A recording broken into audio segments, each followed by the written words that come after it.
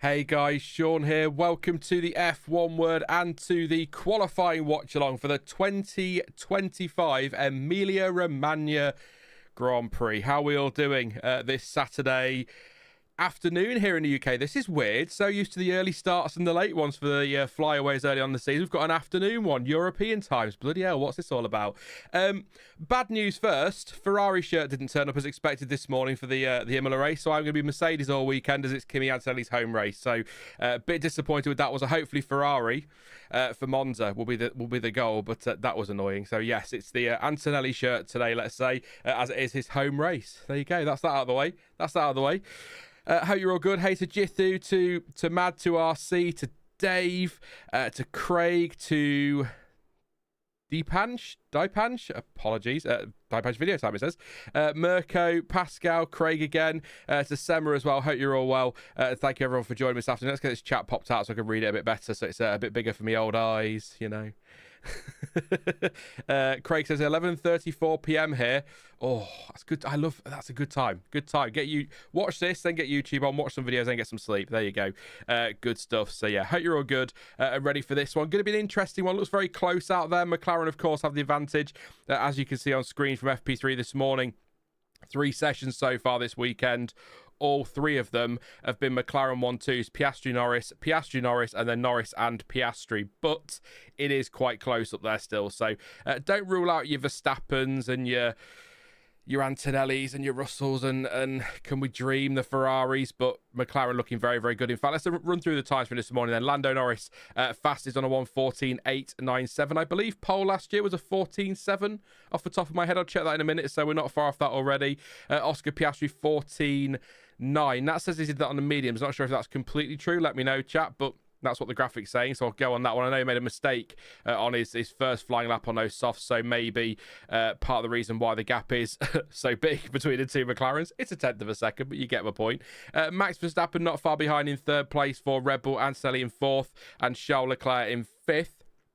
Carlos Sainz, Williams looking good again this weekend in 6th place with Isaac Hadjar in 7th and George Russell in 8th. Alex Albon 9th, Hamilton 10th.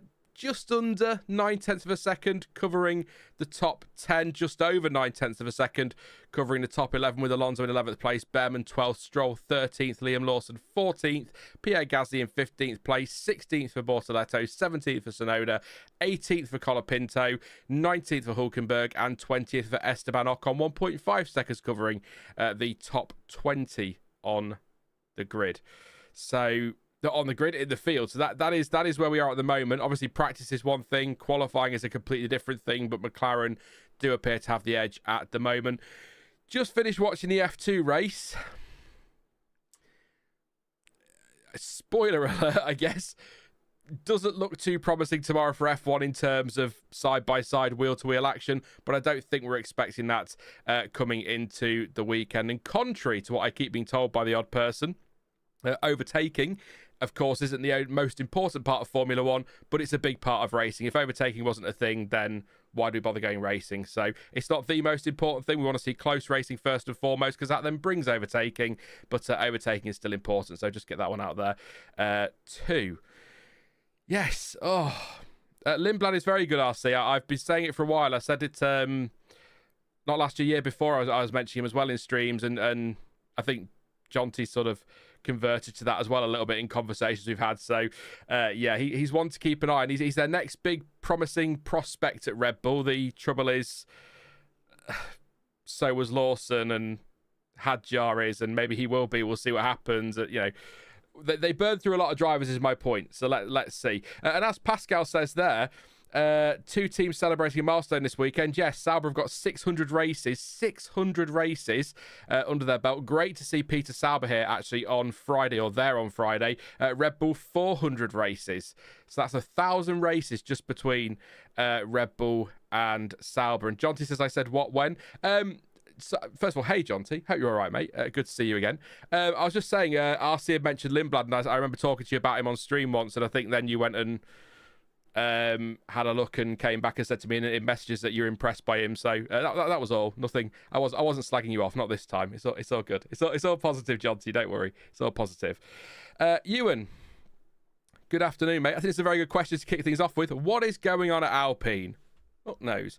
Who even knows anymore? So if you work with the news and you didn't catch the preview on Thursday and you haven't caught it on TV or read it somewhere because it's been everywhere, let's be honest here.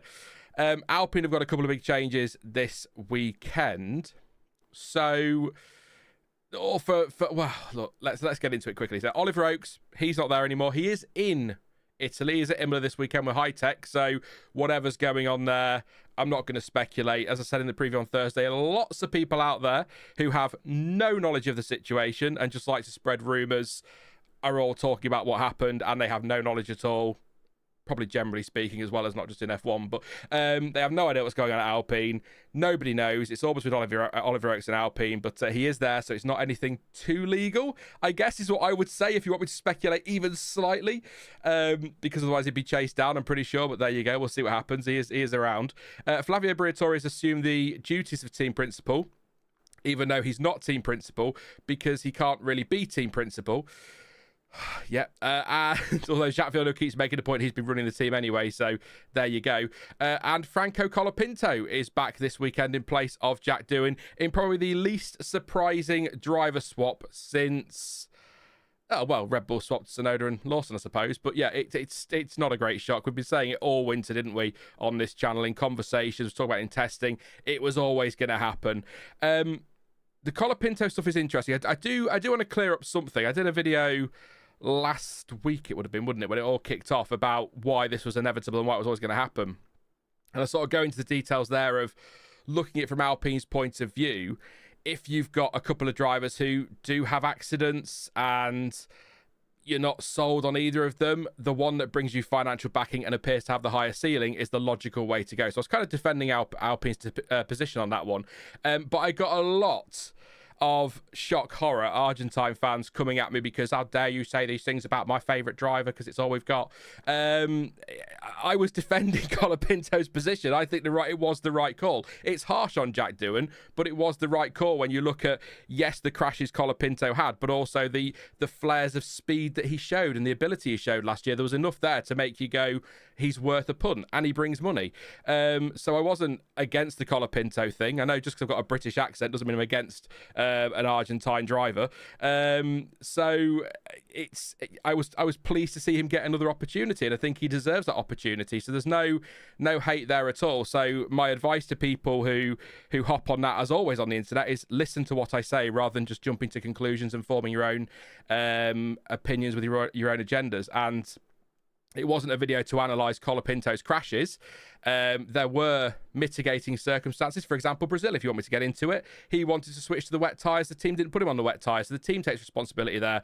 But his crash in Vegas was all on him. His crash in Baku practice was all on him. His crash in Brazil practice was all on him. So it wasn't all excuses. He made mistakes, and there are mitigating circumstances in some of those mistakes. But he still deserves another shot because he showed the speed that he was good enough to be in Formula One and be given an opportunity. And Alpine obviously felt that, which is why they signed him as their reserve driver and put him in that car as quickly as they did. So the other confusing thing around this is Flavio Briatore. I'm not really sure, and this will come as a shock, whether he's being totally honest in what he's been saying. I know. I'll give you a second to get over that. It's not like Flav to be controversial, is it? The statement from Alpine clearly stated that Jack Doohan was out and Franco Colapinto was in for the next 5 rounds. Flavio Briatore talks about the decision to put Franco in the car for the next 5 races. Franco Colapinto says in his quotes that he's there for the next 5 races. Jack Doohan says in his quotes that he's going to be keeping an eye on the next 5 races to see how Colapinto gets on. And Flavio Briatore has rocked up this weekend and said, I don't know where these stories about 5 races have come from. He's got as much time in that car as he needs. And my response to that is, Flavio, that came from you and your team. You all quite clearly stated to everybody 5 races. Then you've got Sky going, we were led to believe he's got 5 races. You weren't led to believe he's got 5 races. You were told he's got 5 races. That's what the statement said. So Flavio Briatore maybe not being completely honest with us there, but I mean, the guy literally fixed a race. So, I mean, there you go. Jonty says, oh, yeah, Lindblad is good in the RB after the summer. He is good. I've been saying it for a while, like I say. But I think there is a question mark over Lawson, isn't there? Certainly longer term, and I think Lindblad is the next big hope. So if he's not in by the end of the summer, then I think probably next year in that car. We'll see what happens. Jury's still out on Yuki Tsunoda, isn't it? The Honda ties come to an end at the end of this year. Is he doing enough to be in that car into next season? Going to be interesting, isn't it? But look, Red Bull, Alpine can now join this party as well now. We'll just go with the flow. What they do with their drivers, they do with their drivers, and we'll just have to talk about it as and when it happens. But the only thing with Alpine is they've got to be careful. You only have 4 drivers a year, and they've used 3 already, so they can't be putting a load of other drivers in between now and the end of the season. But I would be very, very surprised,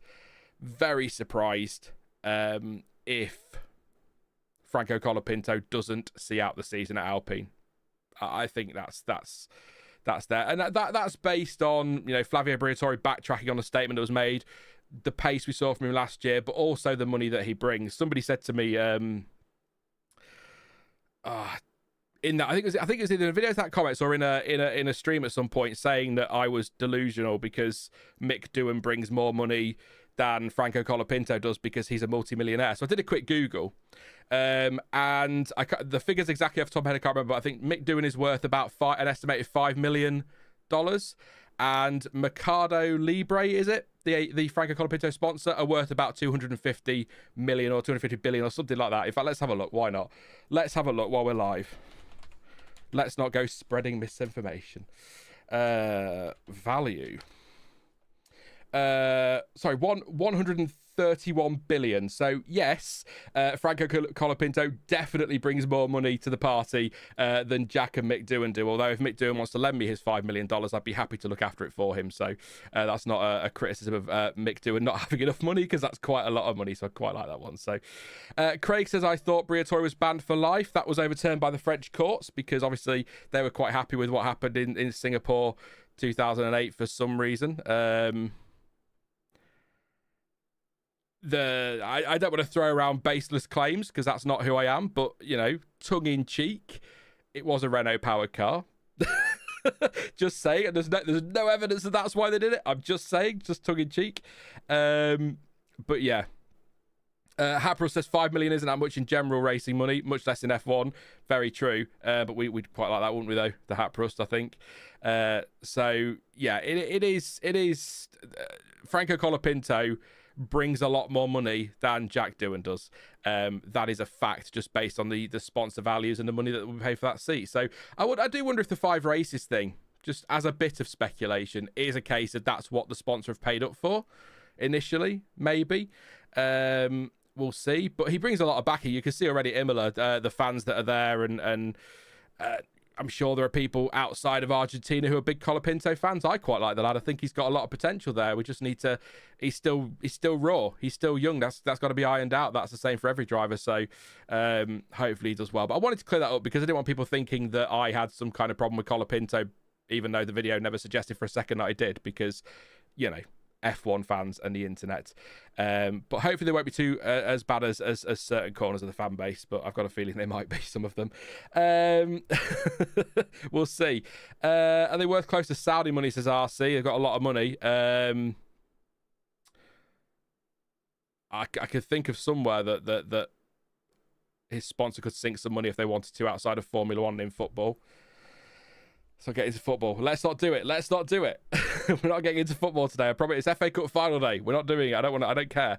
Hopefully Crystal Palace. Briatore didn't just fix the race. He pushed the limits of the rules in his advantage. Says just a guy. Also, it's not just the Singapore 2008 thing, is it? You've got to think there are what were always rumours but appear to be being proven in some areas or by some people as possible fact about traction control. The thing, look, Briatore's always pushed the limits, and that's absolutely fine by me. I want to see teams pushing the limits. I want to see teams taking chances with the rules. And if things get banned or they get cars disqualified because they've taken the mickey or anything like that, then that's just, you've just got to deal with it. You push the limits, you're going to get punished. But Singapore 2008, I personally think is completely unforgivable. It was, a lot of people will talk about other races being fixed. It wasn't. That race that you all know I'm talking about wasn't fixed. That was just incompetence from a race director who we all knew was incompetent, and I've been saying was incompetent for 2 years. But the Singapore 2008 one was a literal race fix, so I just don't think that should be forgiven, whoever it is. So it's not a personal attack on Flavio Briatore. I just don't think that's acceptable. But there we go. This is Formula One. People.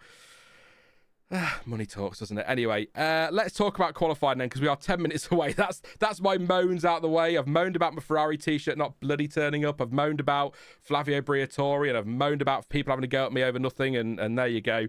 But yeah, and I just want to actually, on pushing the limits and rules, Andrea Stella has said, sort of, I guess a little bit tongue-in-cheek, but saying about how he likes to have rivals questioning the legality of their car because it means they're focused on them and not themselves. And it was a statement that probably annoyed a few people, but I quite liked it because it just reminded me of that quote I always go back to from Ron Dennis, saying teams need to rise to the technical challenge rather than just going straight into a protest. I kind of, that seems to be something McLaren have kept hold of, and I love that, and I completely agree with him. If McLaren are doing, if they are running ice cream through their tyres or whatever, who knows, then you go do it. If they're doing it and getting away with it, and you're so damn sure they're doing it, go do it yourself. Rise to the technical challenge. Find your own way to deal with it. Protest when things are clearly illegal, but when you have nothing but speculation to go off, then deal with it. Get on with it. And that says, totally agree, Sean. I'm horrified he's allowed inside the paddock. Fudd says, pushing the technical rules is cheeky, but very F1. Pushing a driver to internationally put himself and others in harm's way, not so much. It could be Rocky Road ice cream. Yes, the Hat Rust. I do like a bit of Rocky Road. What's your favourite ice cream? There you go. That's what we'll do. There's your question. Forget predictions. What's your favourite ice cream? I've got some Raspberry Ripple in the freezer. I do like a bit of Raspberry Ripple. Or rum and raisin. I always go with the classic example of 2009, says John T. If Red Bull just make a double diffuser immediately, they win the title with races to spare, but they wasted several races by crying. Again, another great innovation. I know we've said this so many times, haven't we, John? The F duct where they had to take the hand off the wheel to block the gap to make it work. There was a safety problem there, but actually it was a very clever innovation. The stupid little X-Wing that got banned because they were dangerous, that was a really clever innovation. And I get on safety grounds certain things can't be allowed, but I go back to it, and I'm sat in a Mercedes t-shirt, so I know exactly what anybody who doesn't know this channel is going to say. But why did we have to ban DAS? Why can't we have that brilliant innovation be something that others, it'll cost too much? Well, then don't run it then. If you think it's such a huge advantage, don't run it because it'll be too expensive. But if it is a huge advantage, every team is going to pay to do that. So I love stuff like that.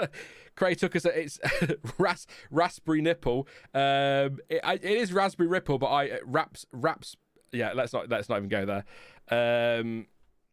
F duct only became a safety issue because of Honts, says John T. Oh, don't. It's Imola, mate. Please don't be mean to me this weekend about Ferrari. I can't do it. I can't cope with it after Miami's team orders, and oh my god, I put a short out the other week just simply titled "It's so hard being a Ferrari fan." Haagen-Dazs cookies and cream is absolutely incredible stuff, says Max. Highly recommend salted caramel if you've not tried it, Max. Very good as well. Eru says Bohemian Raspberry Ripple, get out. Raspberry Ripple mukbang while doing a watch along, says RC. No. Vanilla and butterscotch, says Mark. That sounds delicious. Oh, I'm really hungry now. I know, given my waistline, that's probably not a great surprise, but good lord. We are getting ready for quali, though. Some good flavours. Some good cake batter ice cream, says Andrew. There's a cake batter ice cream. Well, Andrew's my new favourite person. There we go. Yeah, so we are getting ready for qualify. We're about 6 minutes away, so we'll do some predictions then. Get your predictions in the Mint Choc Chip is another great shout, John T. Get your predictions in. Who's getting pole position? I said Piastri on Thursday. Norris for the win. I'll stick with Piastri because that's the prediction, but I think it will be a McLaren. Let's be really bold here. I think it will be a McLaren, but there's just a little bit of me, as was the case in Japan, where you look at Max Verstappen sat there, 800ths off Piastri. I think his theoretical best was only like 700ths off Norris's theoretical best. don't rule him out, but I think it will be a McLaren. So I'm going to go with Piastri. I'll stick with what I said on Thursday. So I have to put the sound on now because I need the music. It's part of the hype, isn't it? Have you noticed that rum and raisin is now rare as rocking horse doo-doo in the supermarkets? I can't get hold of it. Get hold of it in my own town, says Sticklebrick. I haven't seen Rocky Road ice cream for a long time. You're probably right. It's I don't know. Maybe it's just, I don't know. I have no reason. I'm trying to justify why there's no Rocky Road, and I have no idea. But because Doohan stole it all because he's upset. I don't know. 3 teams from the top 4 out in Q2. 3 from the top 4 teams, out in Q2, says Fudd. That's a big one. Piastri, 0.1 second on medium, says Craig. Ewan says Leclerc. Oh, harness that delusion, Ewan. I love it. I like that. Andrew says, yeah, but I think only in the States is cake batter ice cream allowed. Probably, actually, yeah. Piastri poll definitely says Anushka. Pascal's gone with Piastri, Norris, Antonelli, and Sauber Q2. Sauber looked good yesterday, didn't they, Pascal? Not as good this morning, but still looked good yesterday. So I will get on to track maps and things in a minute. Seba says plain old vanilla. Nothing wrong with vanilla ice cream, by the way. Nothing wrong at all.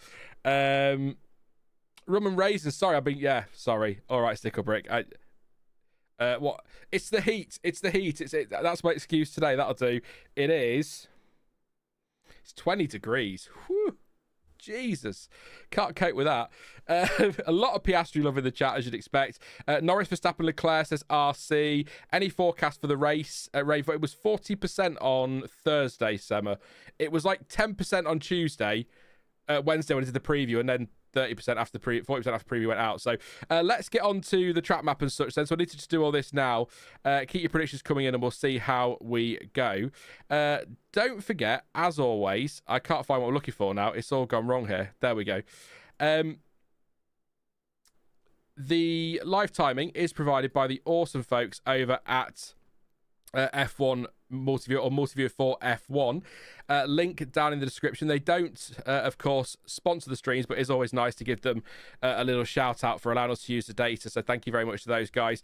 Fantastic app. It is free to use, but you do need some sort of F1 TV subscription. For example, F1 TV access in the UK is about £2 something a month. So it's not too expensive. So if you can, it's well worth it. If you like lots of data, you can customize it to have as much or as little as you want. I have quite a lot, so that's why I keep looking at the screen. So thank you to F1, Multiview for F1, for allowing us to use the footage. Obviously, no actual race footage because, copyright law exists. But there you go. 2025 shouldn't need to explain that, but I will continue to explain that. So if you've come here looking for race footage, I apologise, but that's the way the law goes, I'm afraid. If I could, I would. I'm still saving. I've got like £9 towards the £1 billion we're going to need, but we're getting there for this one. So, John T says vanilla is an exotic flavour. When did you last see it growing in Barnsley? I mean, they grow lots of exotic things in Barnsley, John T. Not always ice cream, let's put it that way, but there you go. So you never know is what I'm saying. We're still up with, Piastri, Norris, drumroll, Kimi, says Summer Dragon. There you go. We are about to get going for Q1. But yes, a lot of you still talk about ice cream, which is good to see. Michael says, hello, Sean. Glad to have you back. F1 back at his normal time. Indeed. Agree. Good to see you. Hope you well, mate. Stickerbrick says 20 degrees, Costa del home office. Basically, yeah. Just to anyone who's new for the channel, 20 degrees, I know, is nothing to anybody else or anybody else in the world. Anything above 10 degrees, and I'm miserable. I like to be cold because before the session starts, it's easier to warm up than it is to cool down. So I could just stick a jumper on if I'm cold.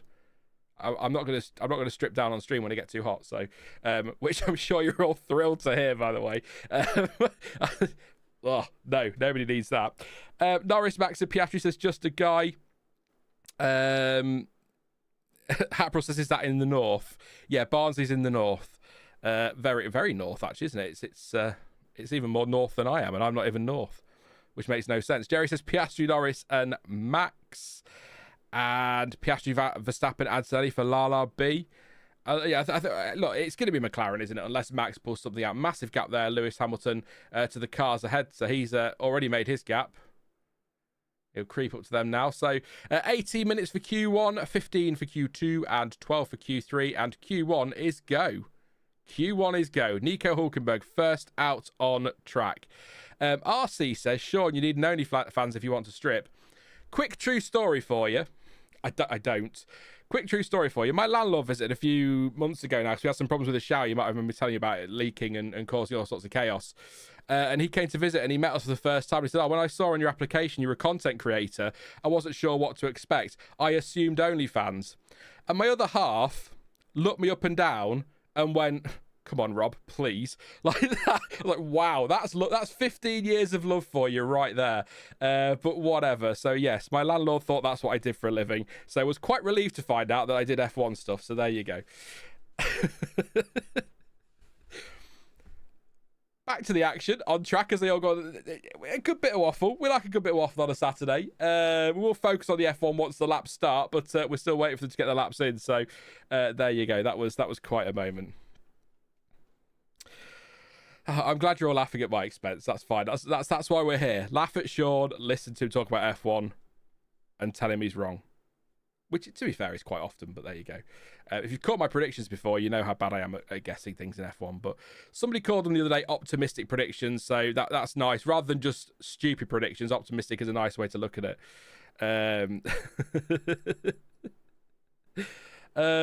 Who needs enemies with a partner like that, says Mark. Exactly right. 15 years. And I guess that's what happens after 15 years, though, isn't it? Yeah. Anyway. The C6 tyre compound, the softest of Pirelli's 2025 range, makes its debut this weekend. I even got confetti in the preview for it. I was so excited to see the C6 at a race. Yeah, I was going to say something I'm not allowed to say. That was stupid. That would be stupid. Anyway, I'm not reading them. I'm not reading them in chat. I refuse. We're not doing it. Lots of Ferrari fans in Imola, as you would expect. Nico Hulkenberg has started his lap, as has Gabriel Bortoleto, who had a crash yesterday. Not a massive one, down at the Ravazza 2, wasn't it? He lost it and straight on into the wall, damaged his front wing, but he's good to go. So, good to go. A phrase we'll be using later tonight if you're in Europe and you watch elsewhere in the world. Annette will be excited, I'm sure. Eurovision final tonight. Probably going to be in Sweden next year for the 70th, but you never know.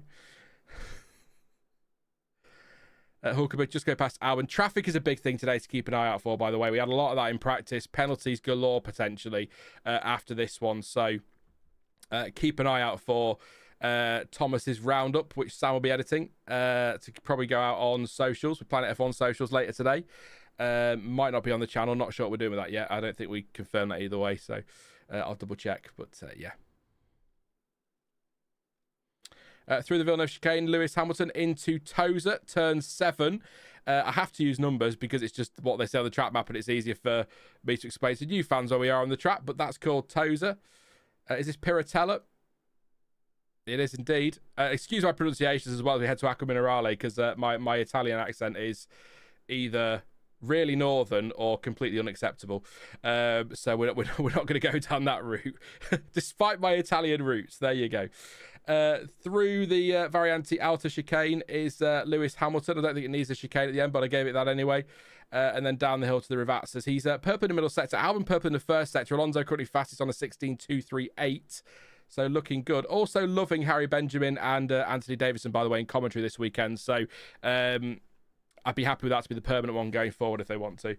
There goes Hamilton into P2. 200 slower than Fernando Alonso. Everybody's setting their lap times at the moment on a fresh set of the C6 tyres, which are not expected to be seen too much, if at all, tomorrow in the races. Albon goes fastest on a 1:16.164. Other thing to keep an eye on tomorrow, I know we can talk about this more in the morning or tomorrow afternoon, but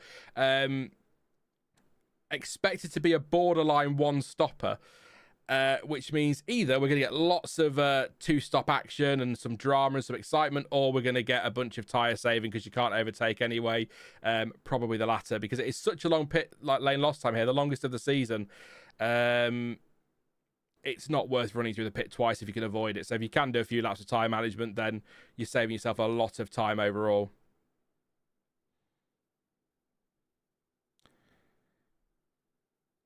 Max Verstappen about to start his lap. Is he going to be in the mix with pole position today? Should be interesting. I just try to avoid those ones. Will tomorrow's race be one stop or two stop? I've just answered that one, Ewan, for you. Didn't even see your comment, but there we go. I'm not a fan of those silly track limits line dents they've added to make the exits of corners easier. Which ones are those, Fud? I feel like I've missed something important there on the blue lines. Let me know what you mean. I'll come back to you in chat. Just going to watch Verstappen, who's 2.5 tenths up on Albon in the first sector. McLaren's right. In fact, everyone but the Alpines are out there. In fact, they won't be long before the Alpines are out there, I'd imagine.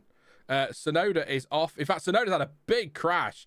A massive crash for Yuki Tsunoda at turn 6. That's at Villeneuve. That is a big high-speed area. That is a red flag, understandably, but Yuki Tsunoda out, and that's a big shunt. That is a heavy shunt at the Villeneuve chicane, turn 6. Wow.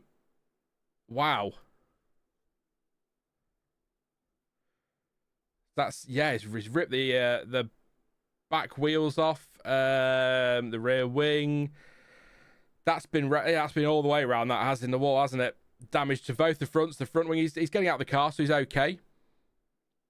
But we'll see what happens in a replay, I'm sure. So he's getting out of the car, so all good. But that's going to take a bit of time to clean up, so you can prepare for some more nonsense waffle. It's going to happen. We want to see what's happening to Yuki Tsunoda. So we've already lost one driver from the session. No lap time for Tsunoda. So he will definitely go out of this session. But yeah, I need to refresh the chat. I think we're a bit delayed on that one.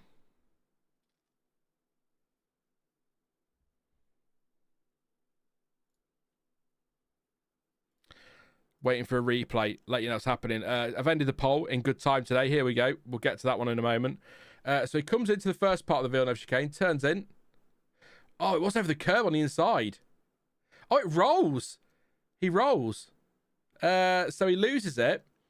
Hits the wall, then the car rolls. Oh, he goes on top of the barrier. That's a huge accident. Not overly do you remember Zhou Guan Yu at the British Grand Prix where he rolled? It was a bit similar to that, but he didn't quite go over the other side of the barrier. Obviously didn't grind along the track either, but he's hit the gravel trap. It goes airborne over the gravel, then hits the wall and rolls. And then down it comes, and that's a huge impact.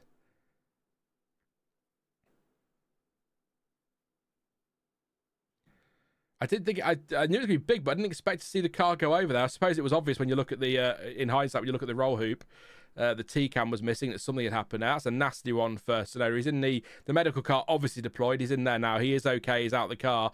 But unsettled over the curb, would we say, chat? Is that what's happened on the inside there? Good shout, actually, John. That's a great, well, not a great comparison, but you know what I mean. That was a big one, yeah. That's going to be wow. Where'd you start? When you just get? Do they have a spare chassis at Red Bull? Can they get? They're going to have to, aren't they? Most important thing is he's okay, of course. What is that hanging out? Is it like the tongue out the nose there?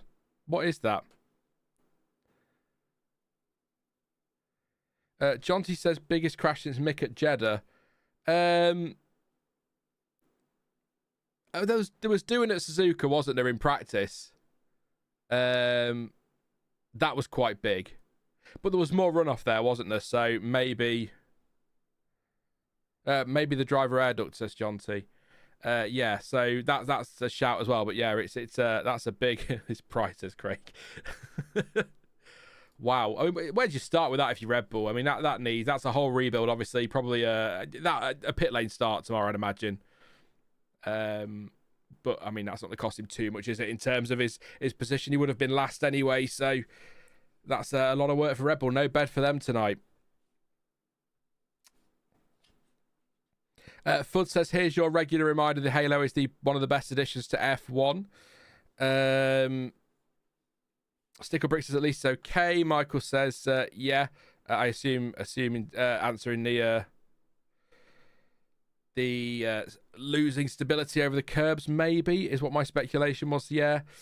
Andrew says that car is not racing tomorrow. Anushka says his UKK he's absolutely fine. And well, he's out of the car. I can't tell you if he's picked up any injury or anything, but he's out of the car and he did it himself, so that's a good sign.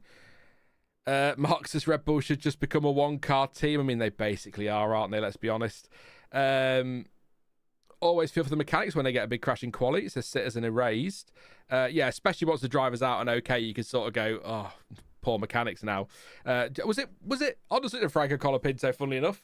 Was it Brazil last year where there's a great photo of the two Williams. One is Albon's Williams on a truck being driven away, and another one is Colapinto's, and you're just sort of looking at it going, those poor mechanics who had already spent all week scraping around for spares to try and rebuild a car, had to then do it for both cars again. It was like, oh, mechanics. But yeah, big shunt there. We'll get a replay, I'm sure, again to see that. It just looked like he lost stability over the curbs on the inside of turn 5 and then round at turn 6.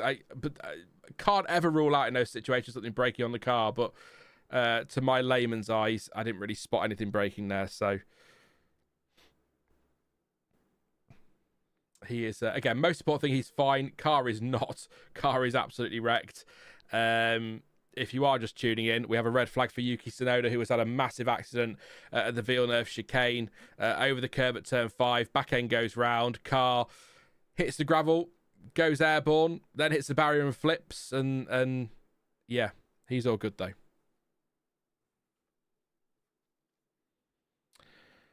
Oh, there we've got a pause then. We've got a pause in the session. Peter Sauber there in the garage, looking on. Again, good to see him there. Massively. Are you ready for an obvious statement? Obvious statement of the weekend. Peter Sauber, obviously a massive part of Sauber's F1 history there for you. So, great to see him there on their 600th Grand Prix weekend. Tsunoda's car is... taken back behind the barrier. What damage was done to the barrier? That's the next big question, isn't it, for how long this delay may be. Sorry, just checking an email. Wasn't what I thought it was. Yes, definitely, Dan the man. New pants for Yuki this afternoon. Yes. Hey, Dan. Hope you're well, mate. Not just a new car for Yuki as well, so... Alonso's crash in Melbourne 2016 was a very big one, says Ewan. Yeah, that he missed the next Grand Prix, didn't he? Which gave, what was his name? Stoffel van something. An opportunity. Like, I don't know who that is. An opportunity where he scored a point on debut, having out-qualified his world champion teammate in his first qualifying session. And, yeah, there you go. Just saying. A Lewis Hamilton cardboard cutout in the... Is that it looked like there for some reason? Sprint pole for Antonelli, of course, in Miami. They're reminding us of that on the thing at the moment. So let's just be happy the track was changed and barriers were added. That's where Roland went off. Yes, that is. Do you know what, John T? Honestly, first thing when I saw that on the track map, that's the first thing I thought of. I just didn't want to make that overly dramatic, I guess. We didn't know how big Tsunoda's crash was at that point, but I just thought, oh, that's Villeneuve, that is. All the Red Bull mechanics phoning their misses now, cancelling the nights out, says Sticklebrick. Yep, over for them. They're going to be there rebuilding that. I mean, I assume that they must have a spare chassis, right, somewhere. They have spares there. They're just not allowed to have a built T car, are they? So there will be another car there. So see what happens. But again, got to be clear, because people are tuning in all the time. Most important thing, Yuki got out of the car, all under his own steam, so he's okay. They are repairing the barrier, so quite a lot of repair to be done down there. Just getting the conveyor belt put back on at the moment. It was a big shunt. It's one of the downsides to gravel traps is they can launch cars, and that's the problem. Let's have a look over the curve. We can watch the car.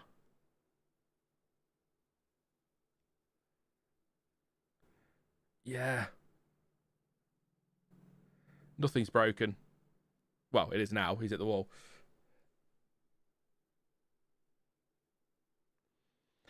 So it is, yeah. Nothing broke on the way in. It is just a lot of curb. Car bottoming as well. And round it goes. Is this going to be... We're watching here. This is Verstappen. on the radio. Yuki had an accident at turn 5. Is he okay? Asked Verstappen. And he's told he's okay. So Verstappen checking on his teammate there.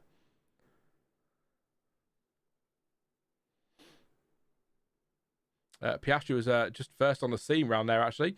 I'm guessing, going to say on the radio, is he okay again? Told he's okay, yes. So, yeah, the curb will set up the car badly, says Hap Rust. Yeah. It's quite rare we see a crash like that in the past 5, says Seb. Yeah, Zhou Guanyu was he the last one to flip at Silverstone? I think you might be right.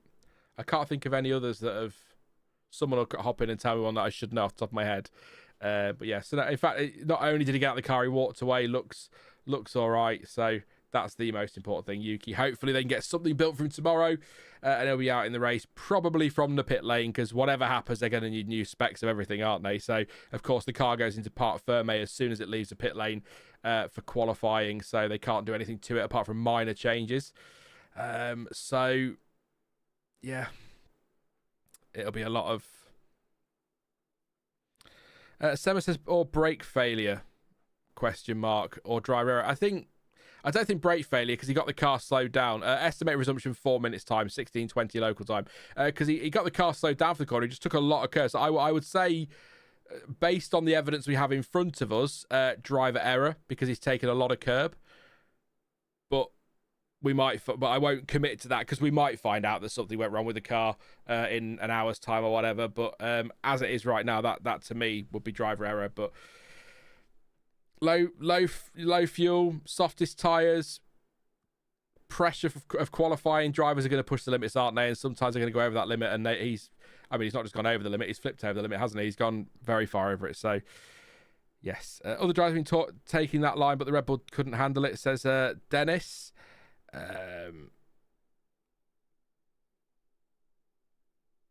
It looks like that, but the car was bottoming, so maybe not 100%, says Fudd. Yeah, we'll wait and see what the team say. They'll let us know in press release and we discuss it tomorrow. But whatever happens, a lot of work for Red Bull overnight.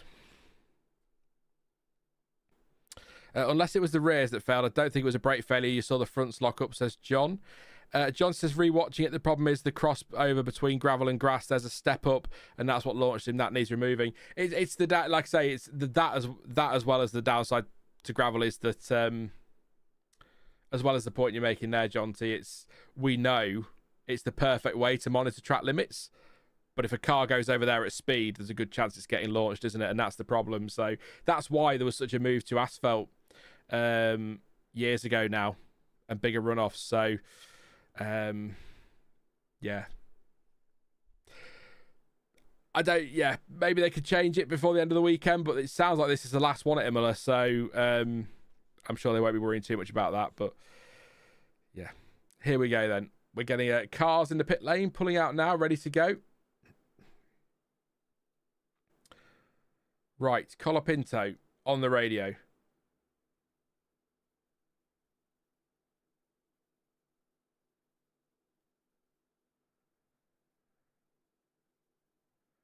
Colapinto was being held and then went and pulled out, but wasn't supposed to, I think is what his engineer was saying there. So he's just going to go straight out now as he's in the queue. But yeah.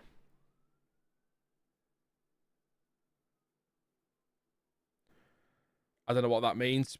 Whether there might be something there from the FIA, whether they've broken some kind of rule and that's what they're discussing there. But I can only half listen, obviously, because I can't have the audio too loud because it comes across on a bloody microphone because it's such a sensitive thing, this, which is why you always get to hear my lips smacking, which annoys so many people. I can't help it. It happens. Piastri's still in there, in the pits. Norris in the pits. So everyone's going out or is queuing at the end of the pit lane, apart from the two McLarens who have chosen to wait. So, yes, there you go, Summer Dragon. Q1, take 2. That's where we're at. We're about to go green in just a few seconds' time. So, lap times-wise doesn't mean anything at this stage because everyone's going to go for second runs anyway. 1:16.1 for Albon, currently fastest, just ahead of Alonso, Hamilton, and Sainz. That'd be a hell of a grid tomorrow, wouldn't it, with Leclerc 5th, Bortoleto 6th. Pretty sure Pascal would like that one. Stroll in 7th, Bearman 8th. Hulkenberg 9th, Ocon 10th, Verstappen, Tsunoda, Norris, Piastri, Antonelli, Hadjar, Russell, Lawson, Gasly, Colapinto yet to set a time. Tsunoda will not be setting a time. He is out of the session. Here we go then. Green light. We go for Q1, take 2. Good stuff. Let's get some action. So I feel like this, I can't quite hear it from the coverage. Otherwise, I go silent for about 5 minutes listening to what they're saying. But it sounds like Colapinto might have. Is it the same thing that happened to Russell and Antonelli a few weeks ago when they were released from the pit too early? Which would explain why a lot of cars were sat this side of the garage side of the line into the fast lane because they couldn't pull out too early. So I wonder if that's what's going on here. So let me know in chat if you have any info from the TV on that one. Just going to have a quick check. I can't seem to find. They're just having a chat here. So Yuki's been taken to the medical centre. And there were repairs being carried out to the light panel and tyre conveyor belt at the scene of the accident. That's why we had the long wait there. So that explains that one. Just trying to see if there's anything on. Nothing just yet on the do it. Yeah, it sounds like something's going on with Colapinto. So Colapinto went into fast lane when he wasn't allowed. Okay, thank you, Dennis. I appreciate that, mate. Thank you for the info. That's confirmed what I suspected, but good to know.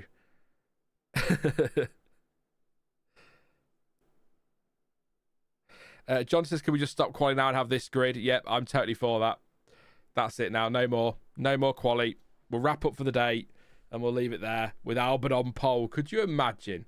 Just dream for a second. Pretend this is Q3 and that's that one. So failing to follow race director's instructions, entering the fast lane before resumption time announced. That's Colapinto. Now was it a 1-place grid drop for George Russell and Kimi Antonelli for that one? So he might get a grid drop.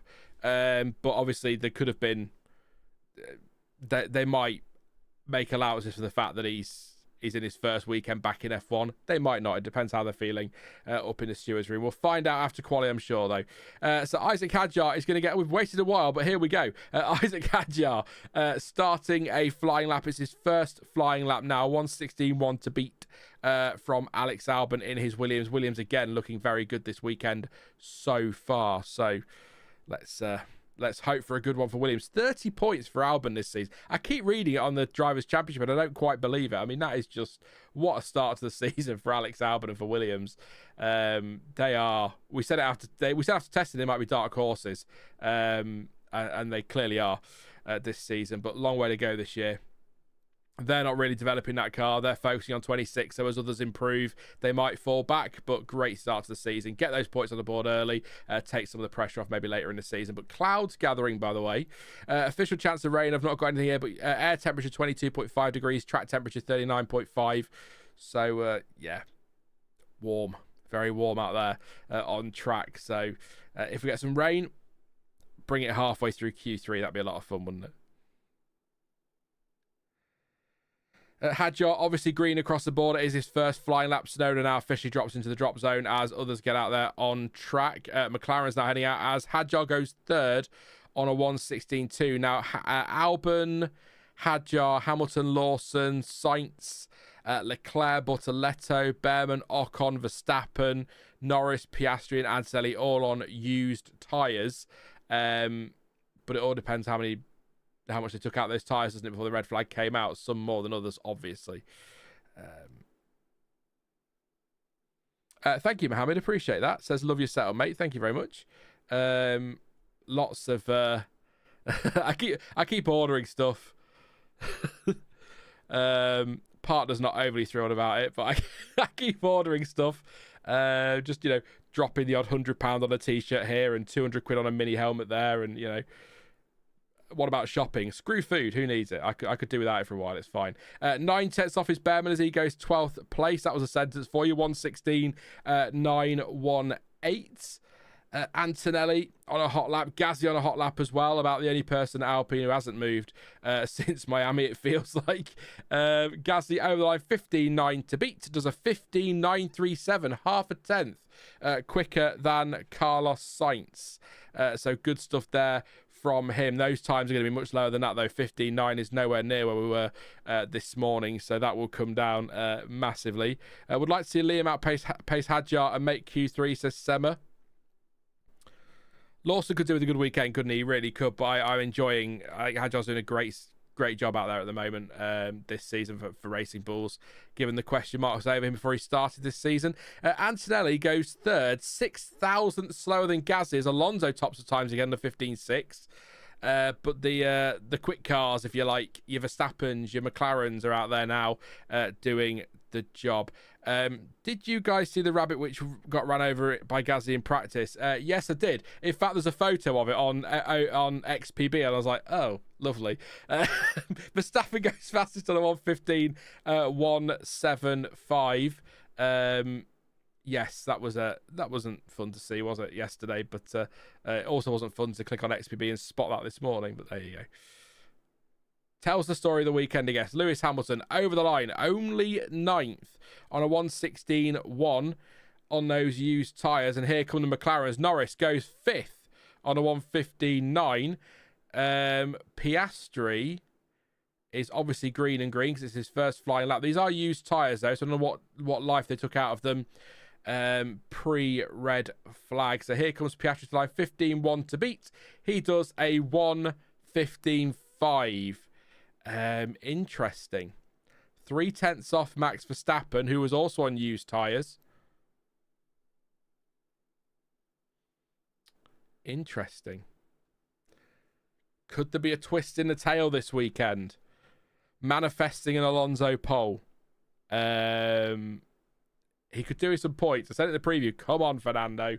Let's get some points this weekend. It's tough start to the season for him, but then that car is not in a good place either, is it? So, Aston Martin have genuine pace by the looks of things. Is Alonso using the upgrades now? Yes, John. I believe, I should have said that at the start, actually. I'll just have a quick double check, but I believe it was confirmed. I know Thomas was talking about it in the group chat today. It was confirmed. Both Astons are now running the upgrade this weekend. So I'm just trying to find the... If I can't find it, then I won't be able to read it, obviously. But that is what we understand as the case. Sorry, I hate doing the and the pauses, but I'm just trying to find the info for you. But yes, we'll just say yeah if I can't find it, because that's where we're out. That was the one I wanted to say. I can't say that one. I'm thinking out loud.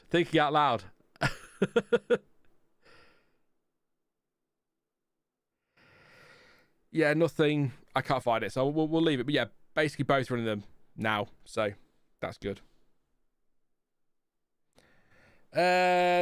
Yeah, I know, Anushka. I tried to say something other than or so yeah. So I just tend to go with interesting.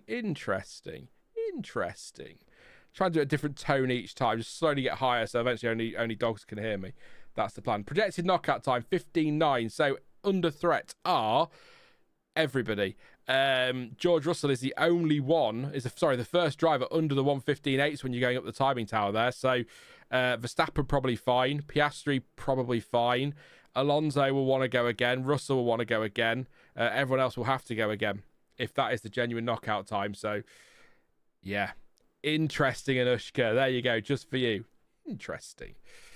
Colapinto will be investigated after session, as I say, for the failing to follow race director's instructions, entering the fast lane before resumption time announced.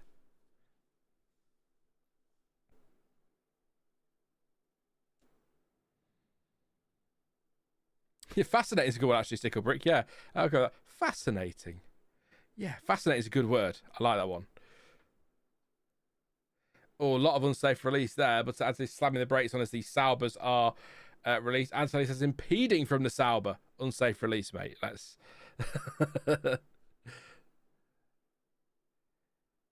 Here we go. Final runs then. 2.5 minutes to go. Let's get excited now for these final runs. Sorry to read that, Hanny. I hope it's the internet, I'm afraid. It's not an excuse. It's absolutely not an excuse, but it's the internet, I'm afraid. And there are just some really awful people out there who just need to grow up and get a grip, to be honest. But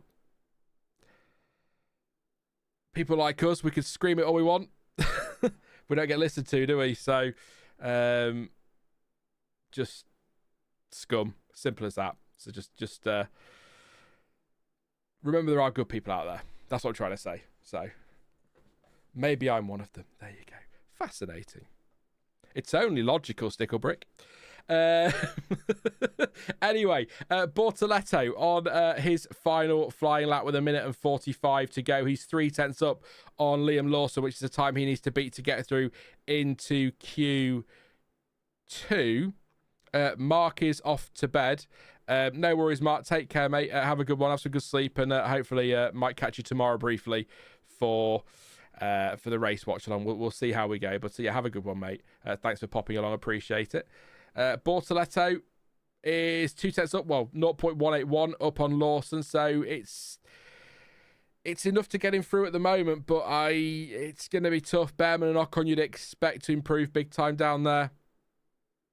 It would be nice to see a Sauber through into Q2, or both of them through into Q2, but we'll see. Norris moves up to 5th place, and Norris does improve, but only to 15.894. So that's not totally comfortable. I'd be very, very surprised as the pit lane incident has been reviewed. No further investigation. As off goes Nico Hulkenberg at the second, exit of the first Ravazza, but really into Ravazza 2. That ruined his lap, cost him everything in that final sector. It's over for him. Bortoleto went 15th in the end. Piastri's lap time deleted, turn 15, lap 7.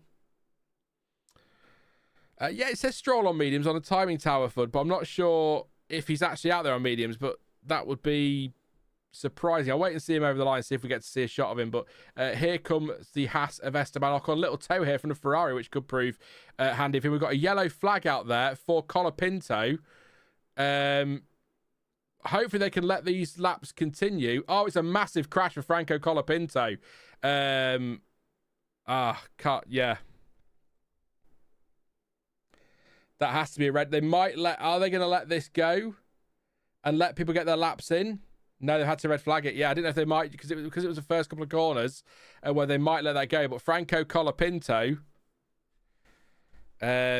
hoping some of those from the video last week are going to pop in the chat to let me know whose fault that was. No hate at Colapinto, by the way. Just people piss me off, so I will voice my opinion on that one. But yeah, it's at the... Is that still Tamburello? Exit at turn 4. We'll find out. It's a big one. Looks rip that entire. Look at his suspension there. Fascinating. So it's good if you like this kind of thing. Technologically, the aero side of things. Have a look at that. So both fronts are off. Front wing off as well. So where's he dropped that? That's the question. He's okay. He's out the car. That's the most important thing. He was already getting out the car anyway. So.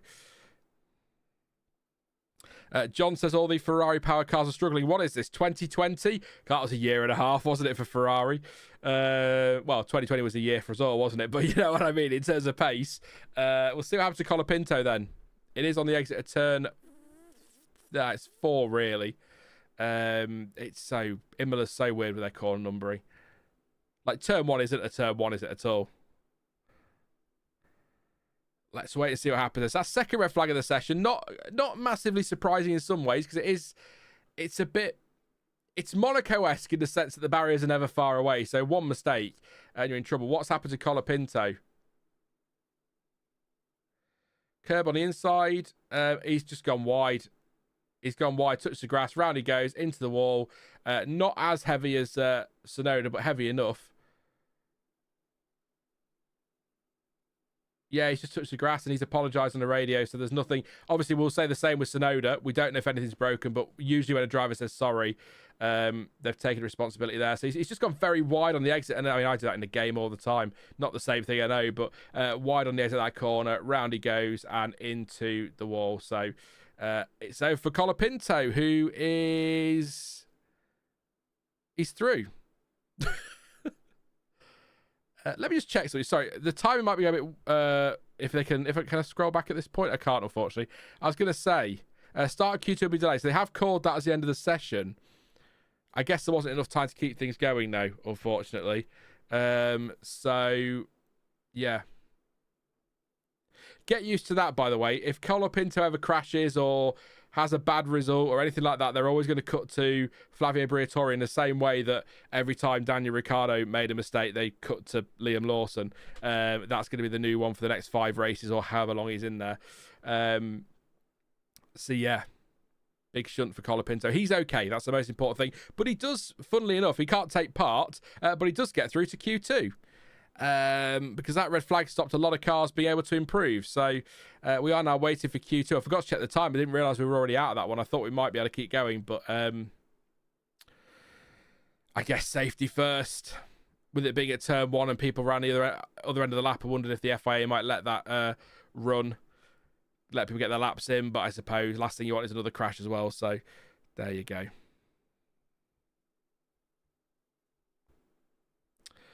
I don't know what to say. So we could end up here with Colapinto and Tsunoda starts with Dad's 18 cars on the grid potentially tomorrow for the race. Yeah, I'll turn the red flag off now so we are getting ready for Q2. So there we go. 2 gone. 18 to go. Maybe it's been one of those days. Bearman needs to buy a lottery ticket, says Fudge. Yeah, down there in... I mean... Frustration for Bearman. He did a 24-1 in the first sector. That would have put him around Antonelli into matching Antonelli in there in 8th place. Not suggesting he would have been 8th place, of course, but that would have been that was on par with what Antonelli did in 8th. So that would have been a good lap potentially for Bearman. We'll never know, of course. Ocon haven't got his times on there, unfortunately, and I can't rewind the live session, which is annoying. So. Yeah, but Alonso and Stroll both through 3rd and 4th. I know a lot of teams didn't get their laps in there, their second runs, but that's still impressive. On the medium tyre, according to this, but that might have been the tyre they went out on rather than the tyre they set the lap on. So, does anyone actually get these Agent Force adverts? Says Kieran. No, or Salesforce. That Rockstar one is really annoying. Like, you're not a Rockstar. Yeah, at least they're not the Newman adverts, though. You sat there watching F1 and they're like, erectile dysfunction. You're like, oh, how did you know? Yeah, no, weird. Loss of bladder control, thanks.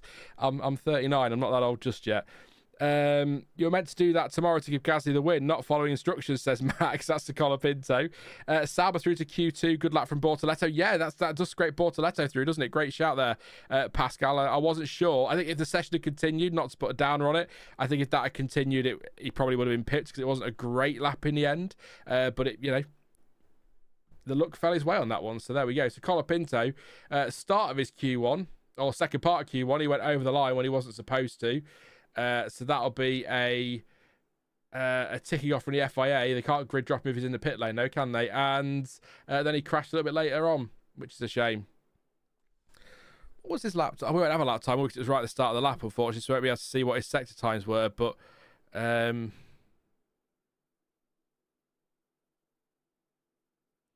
yeah, nothing, unfortunately.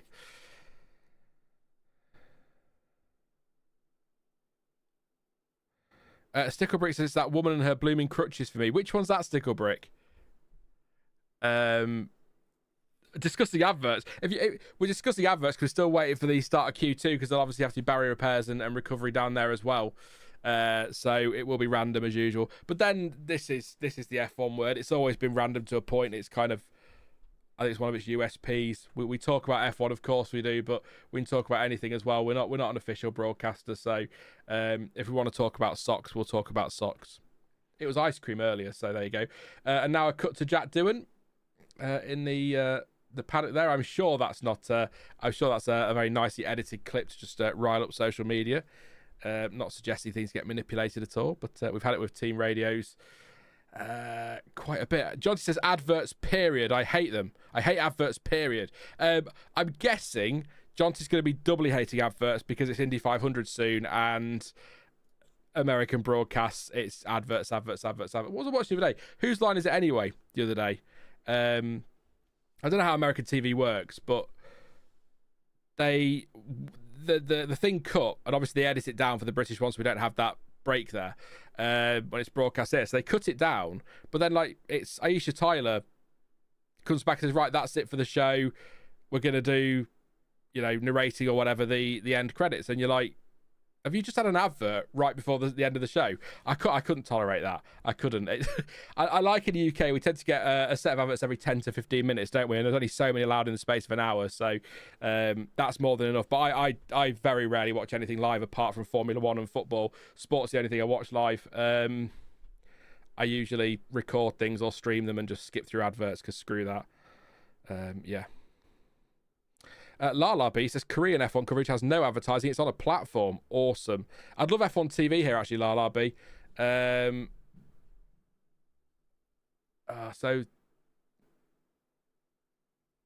was that just showing Bearman missing out on his laptop? Was, yeah.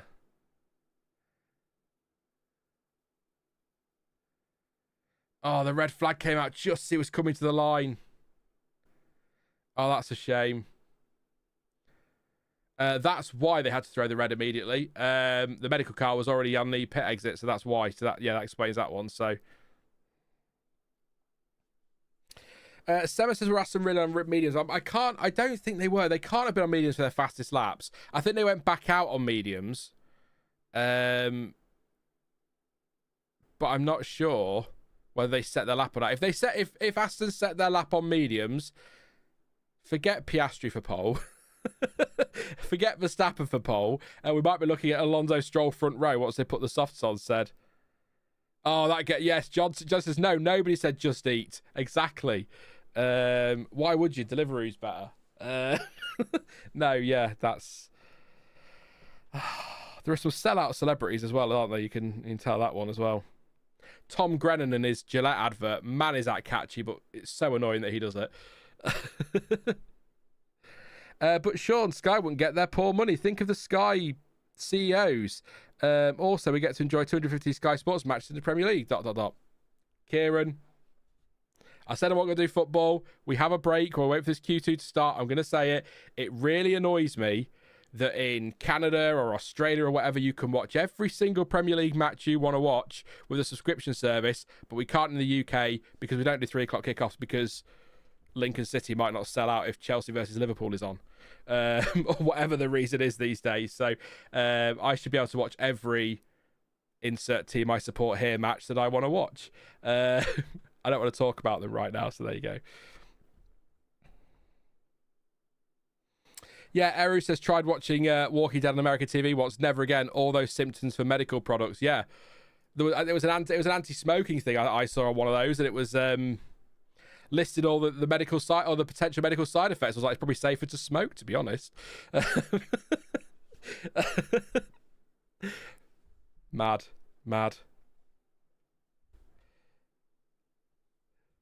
Anyway, track is clear. We go for Q2. That's enough about. No, it isn't. Whoa, what's going on the timing screen? Hang on a minute. Oh, no, that's now gone. Okay, don't matter. Ignore me. We're not quite go. We've got 3 minutes yet, so you still got nonsense from me. Yes. It just flashed up. We were going, and then it went away. So I'm looking at the wrong thing. That's probably why. It is me after all.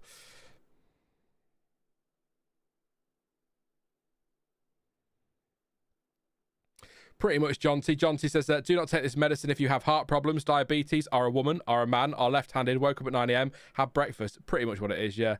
But then you read side effects, potential side effects like ibuprofen, and you're like, oh God, why am I taking this? But yeah, may cause death. How did Williams do, says Mark. Let's get back to F1. Yes. 11th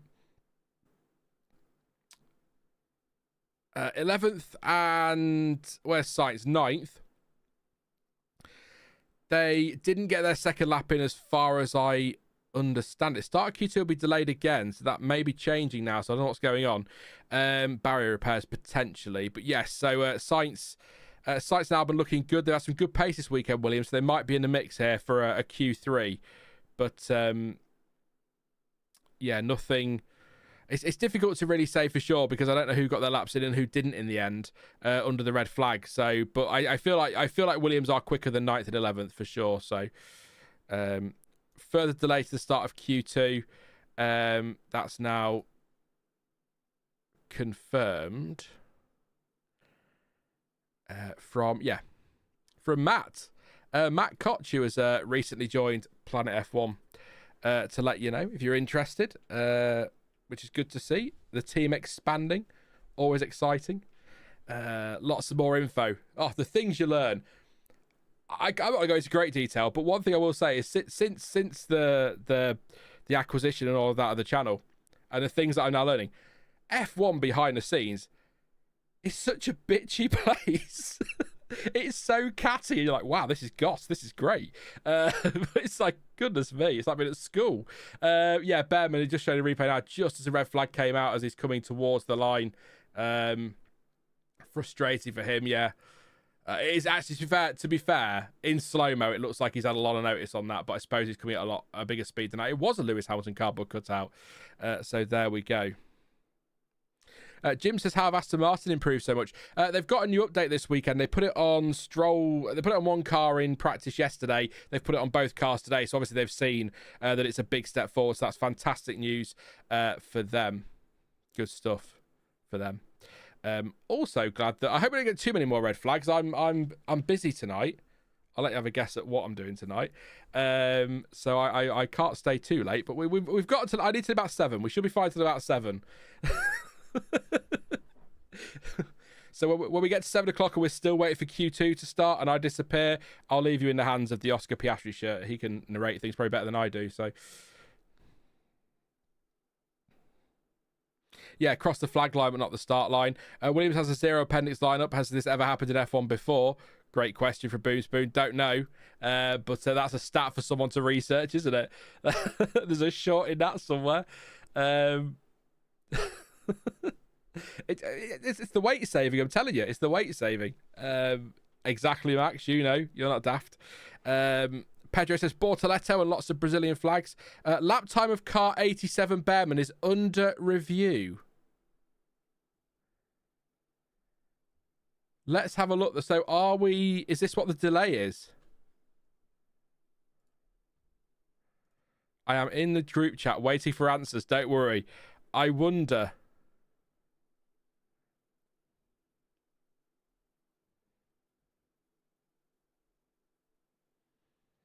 The replay certainly showed that he wasn't over the line.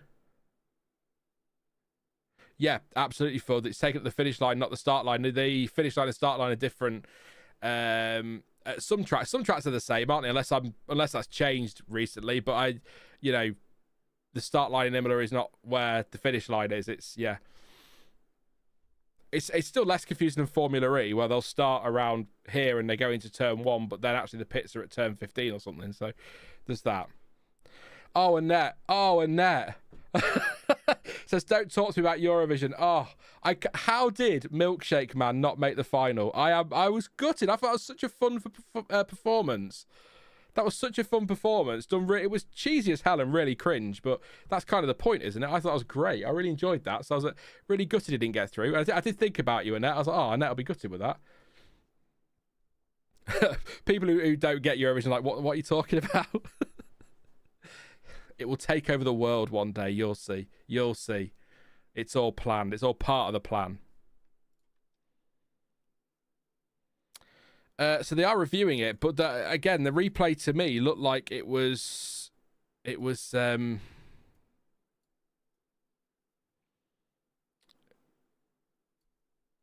Bearman. They're saying I don't know what's going on here. I don't know what's going on. Well, this is what this delay is for. They're trying to, but I don't really think that I'm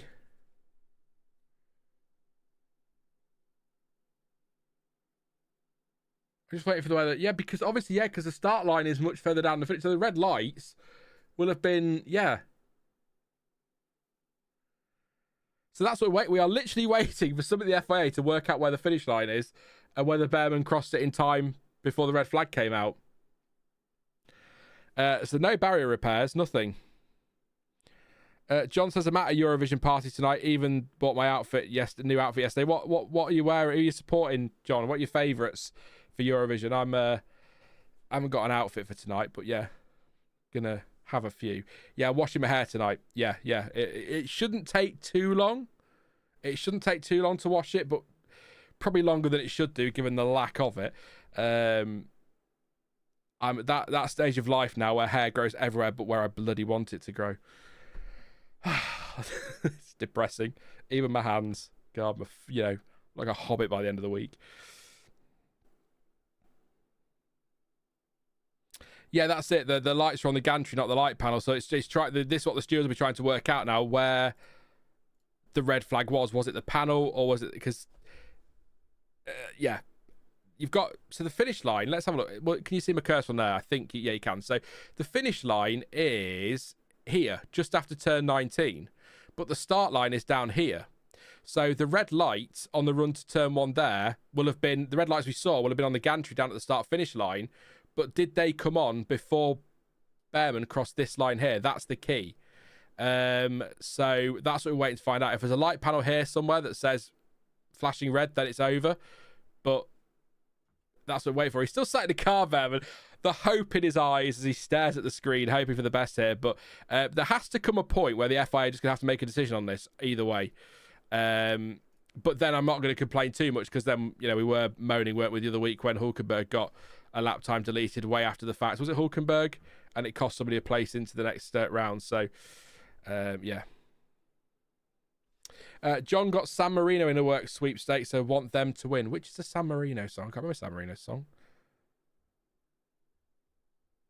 Can't remember it. I've been singing the Estonian song and the Swedish song all week. And Norwegian as well. I can't get that one out of my head. So there you go. I don't think it's the strongest year this year, to be honest, but it's not the worst. We've certainly had weaker years. So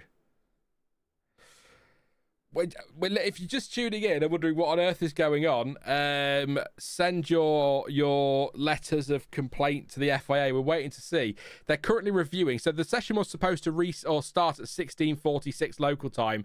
So that's 6 minutes ago. But then it was delayed again while they review Bearman's lap time, because they're trying to work out whether or not he was over the finish line before the red flag for Colapinto's crash came out. So we're waiting for that decision from the FIA. It is something they do need to get right, to be fair.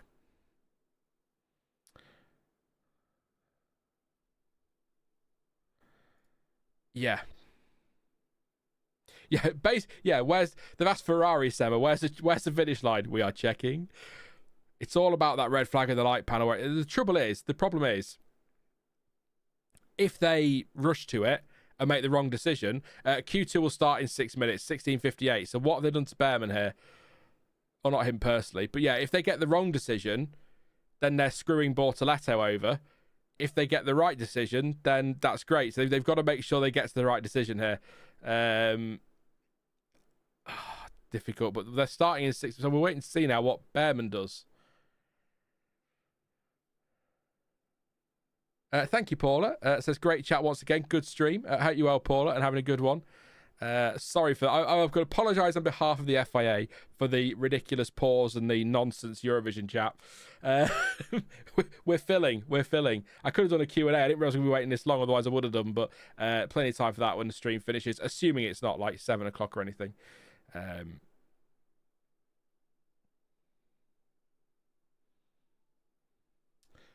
Bortoleto's still in the car. Bearman is still in the car. I'm still in the car. Are you still in your car? Waiting to get through here. As it stands, Lawson, Hulkenberg, Ocon, Bearman, and Tsunoda are out. I mean, this is a bit of a dodgy area to go down, but I also kind of do feel like when, and I know it's about getting the lap time in, but when there's a car like Colapinto who can't take part in the next session, yeah, it's difficult to. I was gonna say you could drop him down and let Lawson through, for example, but the problem is you've got you're then moving grid positions around, aren't you? And it's about lap time, and that's the most important thing. So it's not the same as a track limits thing. But I'm just generally making random comments. There you go. Some fellow Mercedes fans for the weekend there. I do like that Mercedes shirt as well. I like the Adidas stripes. It's very, very football. I like this one. But yeah, we wait.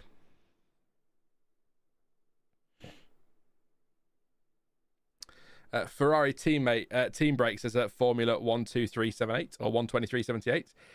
Yep, they're having a cup of tea, Pascal. They're just making a decision here, but they have to make a decision quickly. I assume no news is bad news for Bearman. So this is what we're looking at. So that's the checkered flag and the red. But is it a red flag? Oh, of course. That's the point, isn't it? The red flag comes out after Bearman crosses the line, but because the gantry will be flashing red because the checkered flag will come out at the end of the session. So that's what's causing confusion here, I think. So if Anthony Davidson reverses, if I'm going to rewind it myself, why not? I've got the skybox, so this is where it all crashes and fails on me again this week.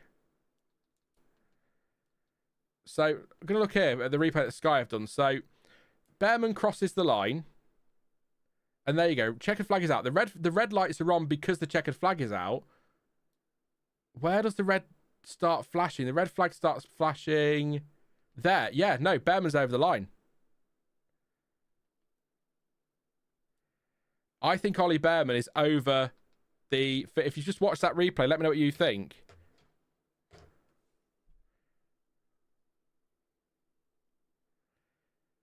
Because the checkered flag came out, the gantry would have therefore been the red lights to say end of session, and then the red flag comes out as Ollie Bearman's coming down the straight there.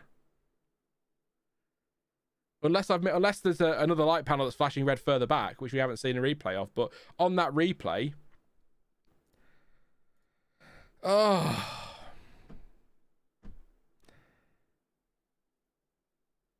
And Bortoleto's at pit exit.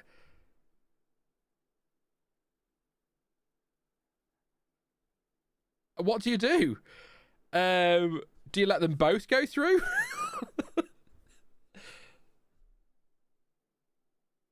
Who thought using the same colour for a checker flag was a good idea?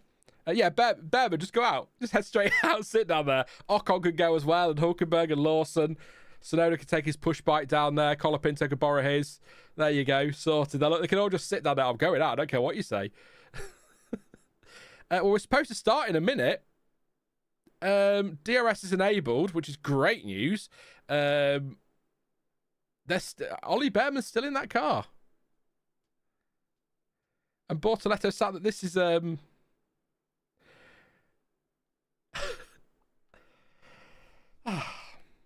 You're watching the pinnacle of motorsport. Oh, dearie me. So, what you'll do for Christmas? Bortoleto's off to do his quali lap in a minute. So,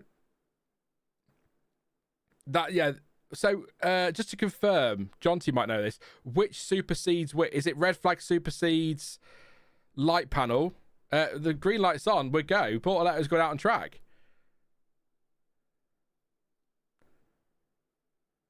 Oh yeah, I'm not criticising Bortoleto, Dennis. Not at all.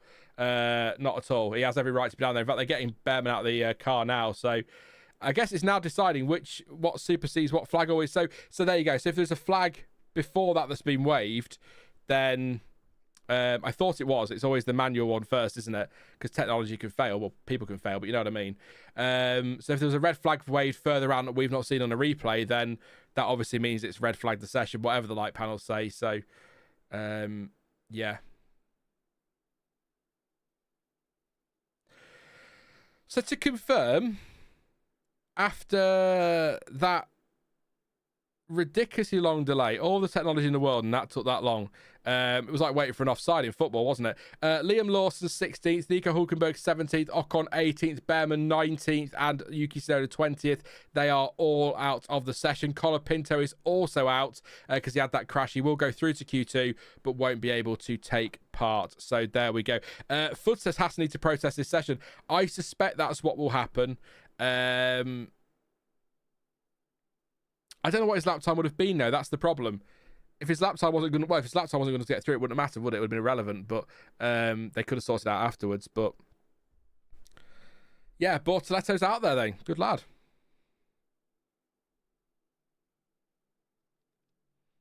Fudd says he was in P5 or 6, and Dennis says he was P10. So if he was, yeah, they might protest it then, because that's, yeah.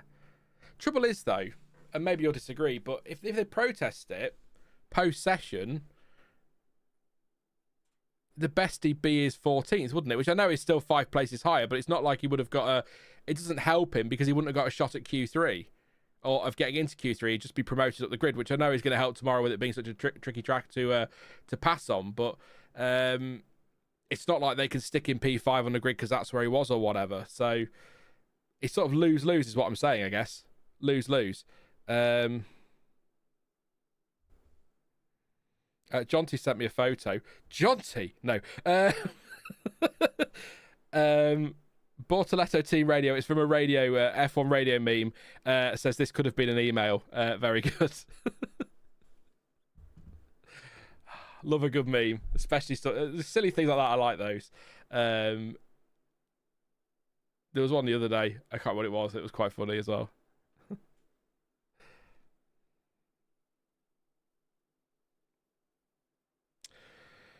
Here we go then. Right, let's forget the FIA until the next thing they do. And we're going to get some laps on the board now. So this is the full session. 15 minutes, of course. 12 minutes left of it already. So we're already lost 3 minutes of it. Verstappen purple in the middle sector, not a great surprise, given the benchmark is currently Bortoleto. No disrespect. 16.683 in that Sauber. Little toe off George Russell here from Verstappen on the run down to Rivazza 1. Are they still called Rivazza 1, or were they ever called Rivazza 1 or Rivazza 2, or do we just call them to separate them out? Is it just the Rivazzas? Is it just one sequence there, I guess? I don't know. Verstappen, 1:15.4. Good lap there for a first lap on the board. We'll see what the Astons do on the hard tyre, I imagine, given the speed they've suddenly discovered. Let's see. They are on the softs to confirm, so there you go. Purple for Leclerc in the first sector. Anushka. We'll calm down. We'll not get excited. It's only Q2, and it's Ferrari. But then he's well down in the middle sector, and he's already been beaten to the purple first sector by George Russell. So P2 for Leclerc for now, 0.2 off of Max Verstappen's fastest time. Alonso goes, well, now down to 4th, 15.980. Stroll, 16.150. Alonso only, which I know is a lot in Formula One, but given where Aston Martin have been this season so far, only 0.6 off the fastest time. Isaac Hadjar goes 4th, 0.4 off the fastest time. Hamilton up into 3rd place. So Aston maybe do have some pace here, but I realise I've just jinxed them. So there you go.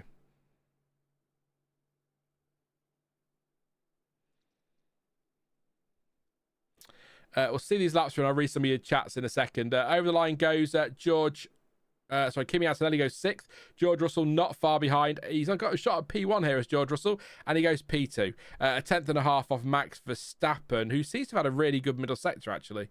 And final sector, sorry. So, yeah. Norris is about to get his lap on the board. 15.4 to beat. Does a 15.261, so just over a 1/10 quicker there. And Oscar Piastri, not purple in the first sector. What's he going to do in the middle sector? Is Oscar Piastri on the run to the Variante Outer, isn't it? The second one. There it is. Purple, a 1/10 up on the fastest time. So 25.8 for him and a 25.9 for Norris. In fact, it's less than a 1/10 between those two. So it is very close out there between the McLarens as we expected. Carlos Sainz on a lap as well. Albon only 11th. So there are a lot of used tyres out there, by the way. New tyres for Norris, Verstappen, Alonso, Stroll, and Piastri at the moment. Everyone else will go for another run in a moment. And there goes Piastri to the top of the times. 0.02 of a second between himself and teammate Lando Norris. Warren says, hey Warren, says 12 minutes for the FIA to read a clock and determine what time the red flag was thrown and what time Bearman crossed the line. And John T responds to that saying, it's a super simple procedure. There's an official time for everything. How hard is it to look at two numbers? Sema says 12 minutes is a joke. Paula says Imola is such a great circuit. It is. It is a great circuit, and it's one of my favourites. But I also know that tomorrow isn't going to be It's going to be tough to pass. It's about today. Today, qualifying is so important here and next weekend in Monaco, but it's still great to see the cars. It's the same with Monaco. It's one of those tracks where you know that you're probably not going to get the most exciting of races, but it's still great to see the cars taking on the challenge, the old school circuit, the high curbs, Albon now on the exit, the variante altitude, losing it into the gravel. He's come through and hit the curbs so hard, and then round it, back end out. It's just seeing him tackle this, and as we've seen already with Tsunoda and Colapinto, one mistake can be punished incredibly hardly. Yeah, it's a great track. It is a great track. It's just not the best for racing. But that actually, I'm going to rephrase that. These cars are not suited to this track for racing. But that said, Michael Schumacher couldn't pass Fernando Alonso in 2005 either, could he? And that was still an epic. So it's close racing is what we want. Overtaking is important, regardless of what some people claim. It is important. Otherwise, there's no point racing. But the first thing we need is close racing, because close racing breeds overtaking, which adds to the excitement. So, yeah. Monaco without the yachts, says the Hat Prust. Yeah. And this place has has more water than Miami, the Miami circuit as well, of course. So there's some irony there. If you don't know.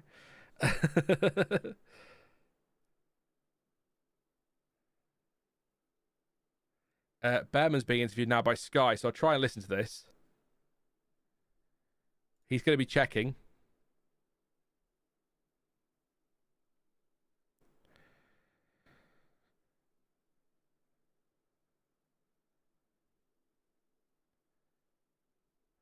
So Bearman just saying now what we already have said, that he believes that the red flag came out after he completed his lap, and all the angles that they've seen points to that. So they're not sure why he wasn't allowed back into the session. So I can imagine Haas are going to be asking questions about this. Whether or not there could be any kind of protest, I don't know, because I'm not sure what it does for him, really.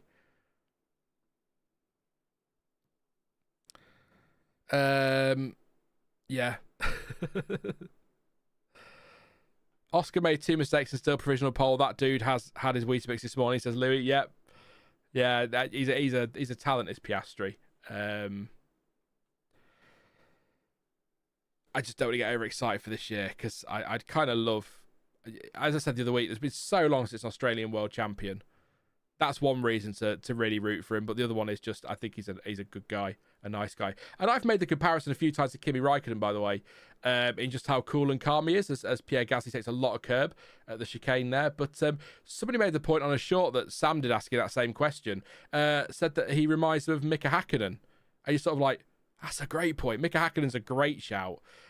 Cool and calm, but still chatty and full of personality, and a very good driver. So exciting stuff. Gasly not happy there with what's the name of the smart guy in the Aston? I'll remember him, says Pierre Gasly. He's angry. He's furious. I'm not sure there was much in that, but there you go. He's not happy. He'll be hunting down whichever Aston that was. So Piastri is currently fastest as we approach the 5-minute mark, 1:15.2. Norris 1:15.2 as well, 200ths further back on his teammate. Max Verstappen third, only a tenth and a half off the fastest time at the moment. Obviously, the next session is the key one for them. Russell fourth and Leclerc fifth, Hamilton sixth, Hadjar seventh, and Alonso eighth. Carlos Sainz in ninth, and Kimi Antonelli on the bubble in 10th. As it stands, still a long way to go in this session. 5 minutes, like I say. Stroll, Gasly, Albon, Bortoleto are all out. Colapinto already gone because of his Q1 crash, which is what caused that ridiculous VAR delay. I'm going to start calling it VAR because that's exactly what it feels like. But I bet it was sent to Geneva as well. I bet it was. Michael Oliver sat there trying to make that decision, which is probably why we got the wrong decision, but there you go. Everyone going, but I don't know if it's the wrong decision, I'm just saying. We're ready now. Everyone's getting ready to go out for their final runs. We've got that little lull in the session. If you are just joining us, Yuki Tsunoda, big crash, massive crash in Q1. He rolled and everything. It was a nasty one. He was okay. That was at the Villeneuve chicane, but he was out of the session. We lost Bearman, question mark, controversially. Ocon, Hulkenberg and Lawson. Then at the end of Q1, which is what caused the controversy with Bearman, Colapinto lost it by going wide at the exit of the first chicane and then into the wall at the exit of turn 3, really, wasn't it? Big shunt there. He was out. Bearman, question mark over whether or not he crossed the line before the red flag came out. That led to 12 minutes of the FIA faffing around trying to decide whether or not he got through. And now we're waiting for these final laps in Q2 for a place in the all-important top 10 shootouts. So there we go.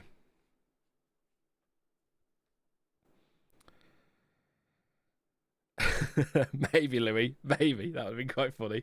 15.6 is a projected knockout time, so everyone's going to go, aren't they, really? I mean, the McLarens are probably fine. Max would probably be fine.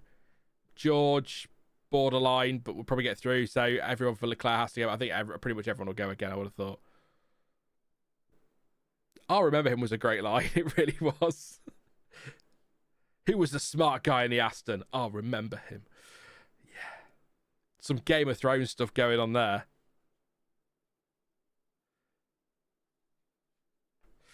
Anyway, that's another conversation for another day. Alpine would be interesting indeed with Flavio Briatore. You never know, says Paula Muller. Hadjar into Q3. He has been grinding out since the Hap Rust. Hadjar's 7th at the moment. He's got a shot at it. He's come from sort of nowhere, Hadjar, hasn't he? I said this the other week. He's come from sort of nowhere a little bit. That's not a criticism. Nobody was really screaming and shouting about Hadjar before last year, and then he was put in the Racing Bulls, and he's done such a great job. But when you consider he crashed out on the formation lap in Australia, that could have gone either way for his career. He could have really taken that really. I mean, he was upset, but he could have taken that really badly, and dwelt on that been dwelling on that for a few races and whatever. He came straight back, delivered some great results. He's doing a fantastic job. And if Red Bull aren't going to stick with Tsunoda for next year, that's probably your answer for the next seat. the next one to have a go and get destroyed by Max Verstappen. But he's doing all he has to do, and arguably more, given that some of the other rookies have really one of them's not even on the grid now, are they? So Kimi had, in fact, actually, I believe hasn't Jack Doohan dropped even further down in the pecking order? Isn't Paul Aaron ahead of him in the pecking order of the reserves? Isn't he a reserve 2 now rather than reserve 1? So yeah. Antonelli then, we're on board with him. Helmet cam or visor cam, whatever you want to call it, on the run to Piratella. The Alpine gets nicely out of the way. Nicely through there is the Mercedes. The camera's cutting out there, so back to a different shot. Thank you. Through Aqua Minerale. Pretty clean and tidy through there. A lot of curb on the exit, to be fair, and a little kick up of dust as well. On the run to Aqua Minerale. 4 tenths down on Piastri, so it's not a great lap from Antonelli, but the most important thing for him is he is improving here. Hamilton is not, by the way. Lewis Hamilton not improving in the middle sector at all. Hadjar goes 4th to answer that question. A 10th off Max Verstappen. That's a cracking lap from Hadjar into P4. Will that see him through? It's underneath the cutoff, so it should do. If FIA are right with their, F1 are right with their graphic. Antonelli goes 8th, only 8th on a 15.7. He's over the cutoff time, so that's going to be squeaky bum time. Over the line goes Hamilton, doesn't improve, stays in 7th place, and then backs off. So that's the end of his session now. Gasly starting his lap. Leclerc over the line. Doesn't improve either. Carlos Sainz, by the way, is absolutely flipping flying as the Astons go back out on medium tyres for some reason. Carlos Sainz, Perp in the first sector, into the middle sector. He's green. He's only 200ths down on the fastest time by Oscar Piastri as Russell goes 3rd on a 15.3. Carlos Sainz flying. Our Aston's scrubbing tyres, and we'll see in a bit. We'll see if they do a lap, but it's very strange to try the mediums, unless their car's just suited to that better. I don't know, but we'll see what happens. Sainz is flying now out there. What's he going to do? Surely going to be enough to get him through over the... Oh, Carlos Sainz.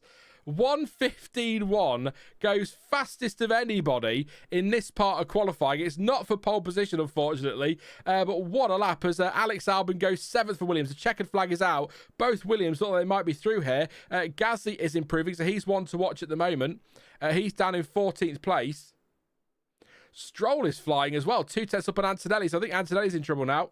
Alonso's improving too. So actually the Aston's improving on the medium tyre. So is that just a better tyre for their car? Here goes Gasly to P6, a 1:15.5. Cracking lap. Both Ferraris in big trouble here. Big trouble. Here comes the Aston Martin on medium tyres of Lance Stroll. If he hops the Ferraris, he does go 6th. Does Lance Stroll. Hamilton is out. I think we're going to lose Leclerc as well. Fernando Alonso is out. No. Oh, for fuck's sake. Fernando Alonso goes 6th. Both Ferraris are out of of whatever we're doing at Imola. Wow. The Aston Martins on the medium tyre are through to Q3 in 6th and 7th place. Both Williams are through. Sainz fastest. Hadjar is through. Gasly is through. We've lost Charles Leclerc, Lewis Hamilton, Kimi Antonelli, Gabriel Bortoleto, and Franco Colapinto, who we'd already lost, of course. Ferrari on home soil.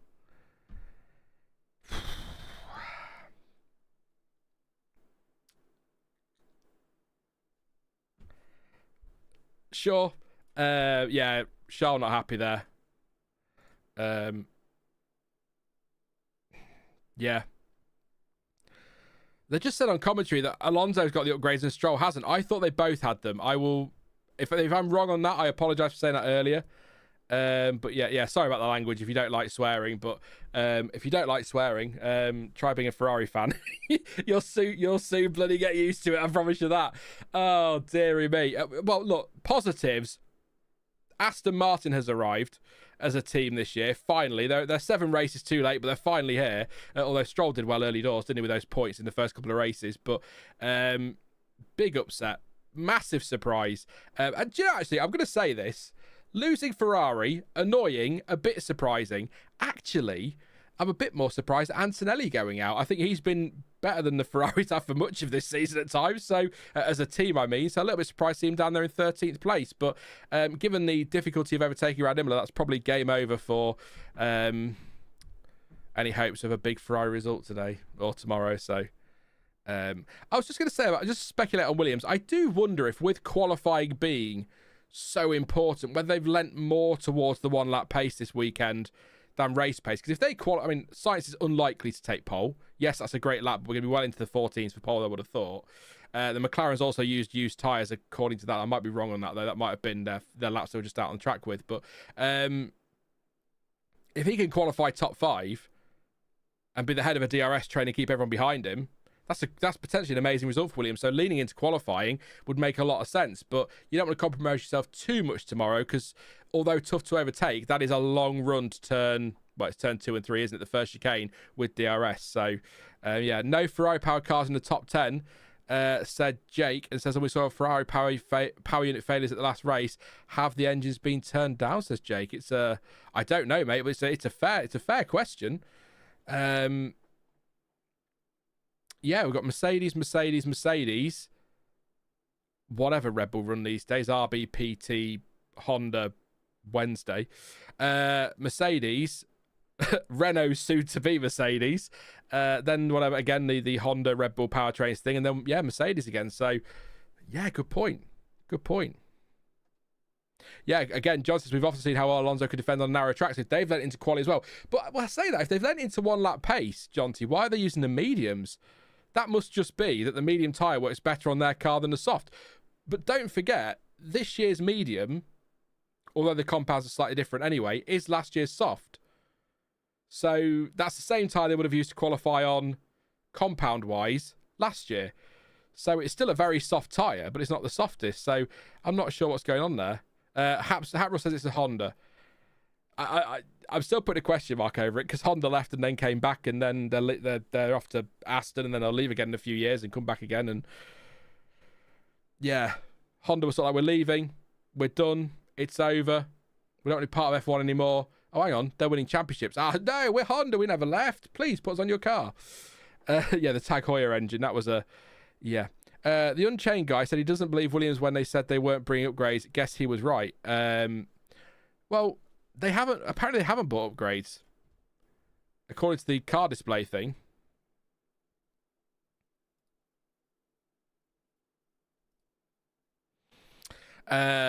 So Matt and Thomas are onto the FIA, by the way, to find out what went on with Bearman, just to let you know. So I'll keep an eye on the group chat, see if there's anything in there worth shouting. If you are new to the channel, by the way, please do subscribe. You see me slowly lose my mind. 12 minutes of waiting for a VAR decision. Ferrari getting knocked out in Q2. Yeah, please do subscribe if you're new. Lots of content to come. Live again tomorrow for the race, of course, from 1:30 p.m. BST. Then there'll be a roundup from Thomas on Sunday. Definitely, possibly one tonight. I'm not sure what the plan is for that one yet. I'll check with Sam in a bit. What we're watching here, it's Max Verstappen. Past the McLaren. Blue flags. Is this a mistake at the Acqua Minerale? No. Just traffic, I think. The McLaren's in the way there, but he's going to complain about traffic, but they were well out of the way, so no bother there. But yeah, no, please do subscribe if you're new. Lots to come this weekend, and next week, of course, let's start the triple header. And do leave a like as well. 60 likes. We're 40 away from 100. Let's try and get that to 100 as soon as possible. That would be massively appreciated. It's free. I don't get any money for that. The channel makes nothing from it, but it does help in the algorithm, which I suppose indirectly does. But there you go. So yeah, please do drop a like and subscribe if you're new. Lots to come. Anybody that I could shout out on Streamlabs who's subbed? Macalca, to Rachel, to Janny, thank you very much for subscribing, massively appreciated. But yeah, likes and subs, all the usual YouTube spiel. Don't forget to join me for the race watch along tomorrow as well. And just a quick one before we get into this. I'm not going to go into detail today, maybe we'll talk about it tomorrow at some point. Thank you Sticklebrick for the sub as well. We have listened to feedback, we're discussing things. But for those who are concerned, I believe the way we're heading is you can expect to see a lot more of me on the channel as it used to be. So, but that's not, we're just working out how it's going to work. Because obviously that might mean cutting back on the schedule slightly, because 7 for one person is a lot. But we'll see how we go. But yeah, just we're listening. We're not ignoring you. We are listening. It's an important part of the whole process. So if you're not watching, there's no point in being here, is there? So there you go. We'll not be surprised to see all 10 cars waiting till the very last second to squeeze everything from the track. Good shout from Formula One 2378. Because, of course, track evolution will be not massively high, because we've had the F3 and the F2, but it's still a factor in qualifying, isn't it? And obviously temperature coming down a little bit. I mean, by a little bit, I mean 0.5 of a degree according to the timing here. But we are go for Q3. Go for Q3. Louis says, I'm going to call pole at 1:14.352. There you go. Remember that. We'll try to remember that one. Let me know in chat, though. Who are you going for pole position? Has your prediction changed since I asked you earlier? Or are you sticking with your... I'm going to stick with Piastri again. But, the scenes if it's an Aston Martin or something like that, or a Williams that pulls out a shock lap. But I'm going to stick with Piastri on that one. Thank you to Donald McGee for subscribing. I won't be able to shout everybody out, so I do apologise. But Just the Tup and Alvasion, Sticklebrick as well. Thank you very much. Appreciate you joining this weird crackers little channel. It means a lot. Thank you very much. We're a bit weird. We love it though. We're a community. We have fun. Just talking about a sport we love. That's all. So I'm really intrigued by the Bearman stuff, you know.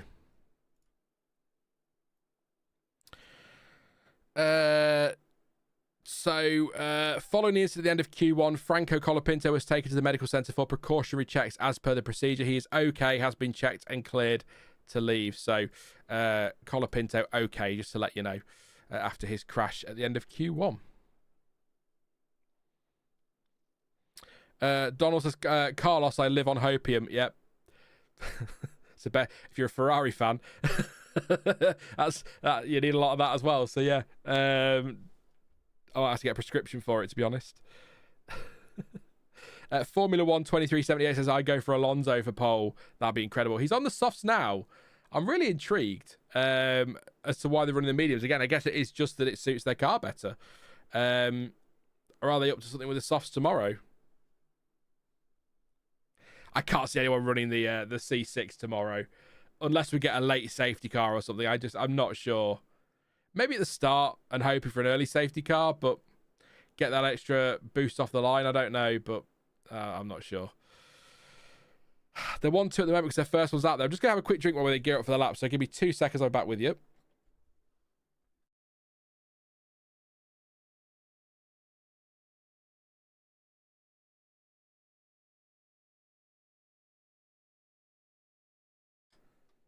That's better. That's better. That's the vodka. It's not the vodka. Lando Norris is starting his first flying lap. 2 runs. Used tyres, by the way, for Albon, Gasly, Sainz and Hadjar. No surprise in there, really. Unless Aston was saving softs for Q3, because they've got a sneaking feeling they might nick this one. So These are good years for F1. Many, many years where you can pick the places by colours, says Tommy Guy. I'm a Williams and United fan. All I have is hopium, says Donald. Donald, you're very well. I'm a United fan as well, mate. I totally feel your pain there. Piastri purple in the first sector. First one to get the laps in, no. McLaren, all that. Well, no. Stroll's gone fastest on a 15.7, so he's not the first at all. They're going to be first, Aston Martin, as I'd already said. So I don't know why I'm questioning my own info there, but there we go. Alonso does a 15.8, so Stroll faster than Alonso on the soft in their first runs. Close between them. Max Verstappen's on one, by the way. Purple in the first sector. Piastri purple in the middle. This is where the quick cars come out to play. Is it not turn everything up, but give it everything now. 15.746. Everything should already be turned up. Norris is a 14.962. 8 tenths quicker than Hadjar on a used set of tyres. So Norris is quickest at the moment. Piastri purple in the middle sector, but Verstappen purple in the first, but not in the middle. So this is close between the usual suspects, let's say. Piastri goes fastest by a tenth and a half nearly over Lando Norris on a 14.8. What can Max Verstappen do in that Red Bull? Through the Rivazzas now. All nice and clean. Oh, nothing left on exit there. That's a very good exit. And over the line he goes and goes fastest on a 1:14.7. That's a cracking lap from Verstappen there to go half a tenth quicker than Oscar Piastri. So Verstappen is in play here. What can George Russell do? Can he surprise us all? He goes fourth on a 15.0, 2.5 just over tenths off the fastest time. So he's only 700 off Norris though. So Russell could get in the mix here for a top three, maybe, I don't know, just to split the McLarens or something like that. But second runs to come yet, so we'll see how we go.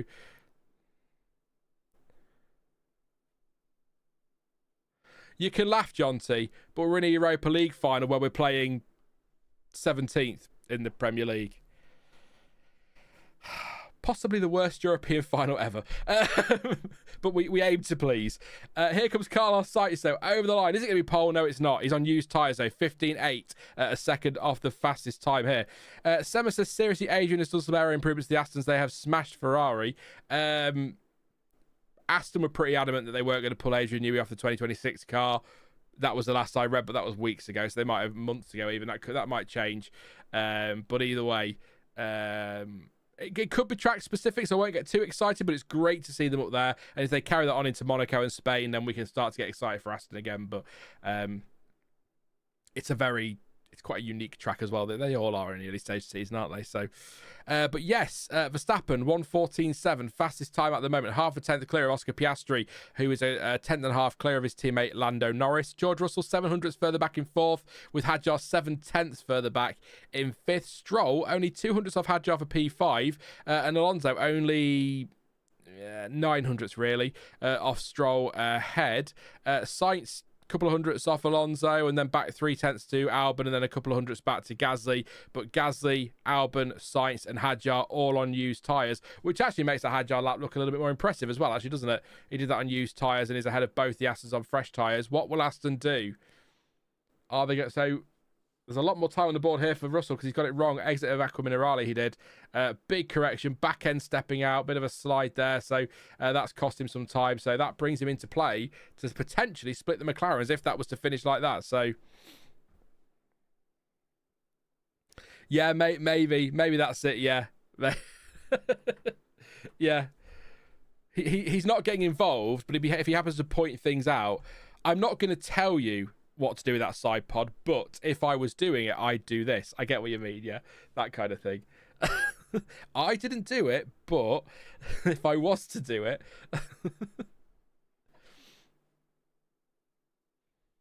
So, 4.5 minutes to go. Now we wait for the cars to go back out again. They'll leave it till quite late on, but you'll need to get out of the garage. So, what have we got? 1, 2, 3, 4, 5, 6, 7 teams in the top 10 again.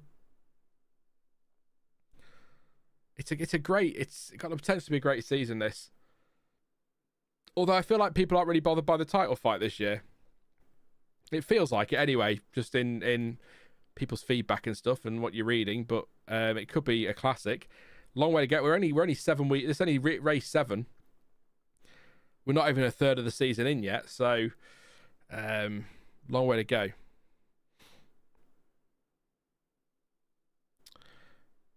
Softs for Verstappen. Fuzz says, I think I saw mediums on Norris's car. So is the medium?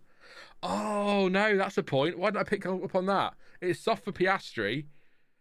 Maybe the medium can keep the pace for the whole lap and a soft can't. That's just come to me out of nowhere. Mercedes are going medium with Russell. So I wonder if the medium allows you to push it, with it being last year's soft tyre. I wonder if it allows you to push it for the full lap rather than like the soft that might only might fade towards the end of the lap, or you might have to do a bit of management on the lap. I don't know. It could be something like that. So Aston are out on the mediums, both of them. Russell's on the mediums. Everybody else is on the soft tyre.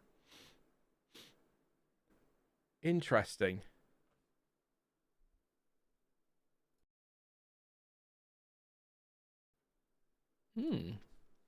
Just wait for it. So yeah, the Astons might read used, but they might not be that used. So interesting. I wasn't expecting to see mediums today, but it worked for Aston. So maybe it is that tyre just hanging on right to the end of the lap, which is critical, obviously, in qualifying. You want that tyre doing its job for the whole session, don't you? Or the whole lap, not just for half of it or whatever. It's worth trying Ravazza as a bucket of time to lose on dead tyres. Yeah, absolutely. Previous polls: Verstappen, Hamilton, Bottas, Schumacher, Michael Schumacher, 2006. That's we had that big gap, didn't we, for Imola?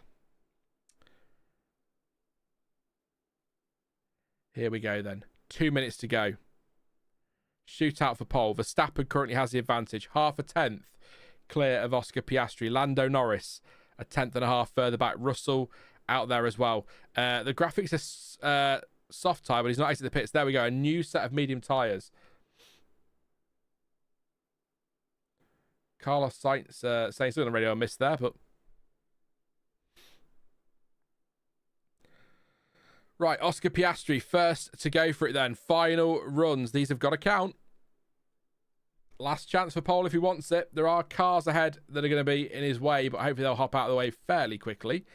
As he first one's going to cross might be Sainz. It's quite a short lap here, to be fair, but they will start backing up soon, won't they? So there's a little gaggle there of Alonso, Russell, what I assume is Gasly and Sainz together there. So we'll see how we go. Oh, Piastri really giving it everything to Villeneuve there. I've just realised what I can't remember who was in chat who mentioned earlier, the little indent to help with track limits now at Villeneuve. I know exactly what you mean now. I see what you mean. They've pushed the curb back, haven't they? Made like a little cut into the runoff to allow them to run a bit wider. So yeah, I'm with you now. It took me long enough. The plank hitting the ground there of Piastri's McLaren. Personal best in the first sector. It's Perp in the middle sector, though, a tenth quicker than Max Verstappen overall at that point. So let's see what Oscar Piastri can do. Is it Paul? He's going to have traffic. It needs to get out of the way as he approaches the Ravazza. As Russell gets out of the way nicely, the Williams will get out of the way as well. He just needs to keep it planted here, does Piastri, through the second Ravazza. Nice and wide there without kicking up any gravel. Over the line he goes. Oscar Piastri, provisional pole by a tenth of a second. It's a 14.670. So despite losing potentially some time in traffic, he still goes fastest. Lando Norris, green in the first sector. That's a personal best if you're new to F1. Purple is the best overall.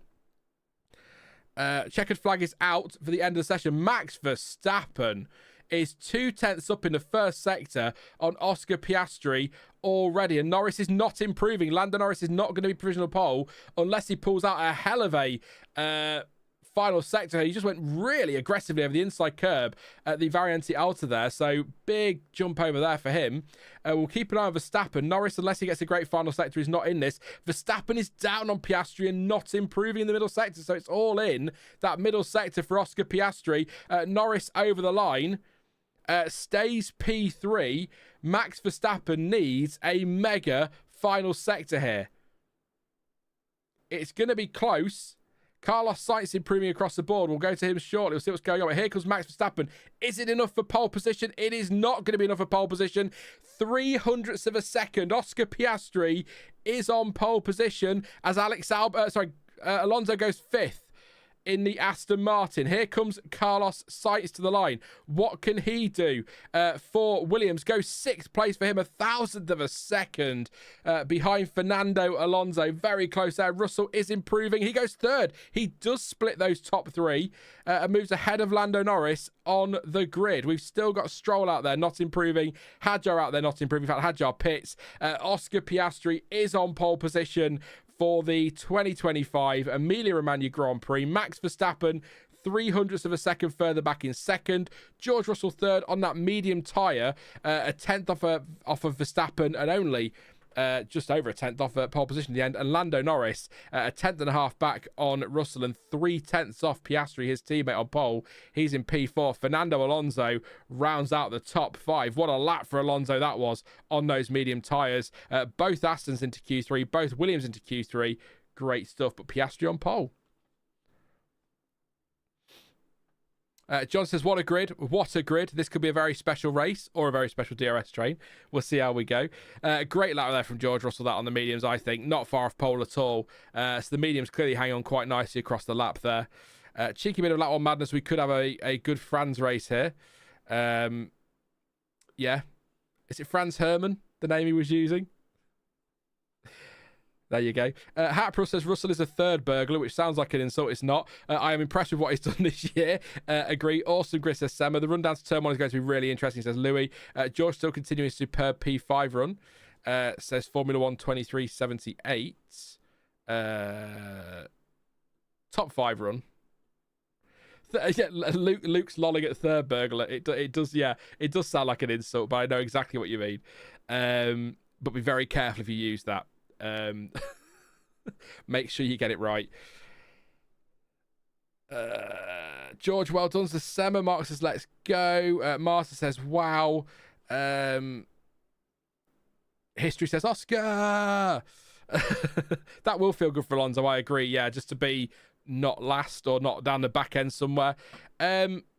Stewards are going to investigate. Oh, sorry, I've noted Russell for failing to follow the race direction instructions. Maximum delta time 9 times out of 10.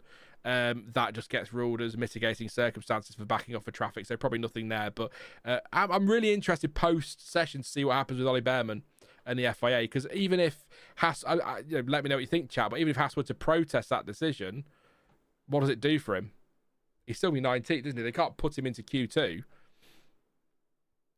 I suppose they can, but I mean, he'd be 15th or 14th, wouldn't he? So, Tsunoda crashed in quite early on, actually, wasn't it? In Q1, big shunt at the Villeneuve chicane at 5 and 6.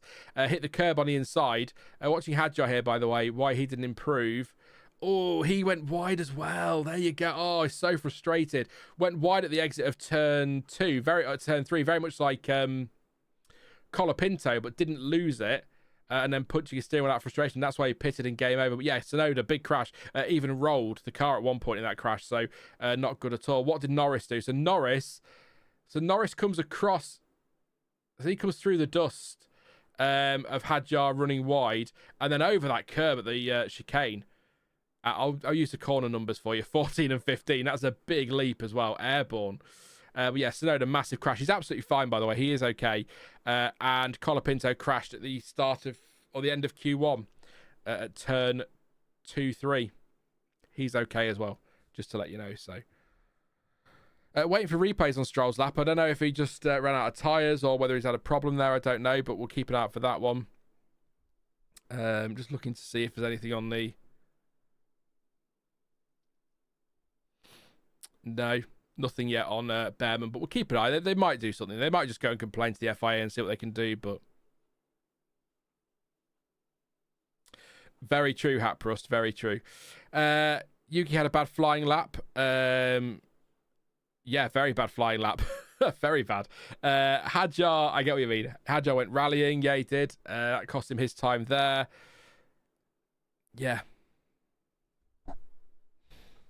There we go then. Let's run through the times while they're doing their interviews, and then we'll do a few questions and look ahead to tomorrow, and then I'll wrap it up for today. So, yeah. I'll get a quick drink actually before I do that. 1 second.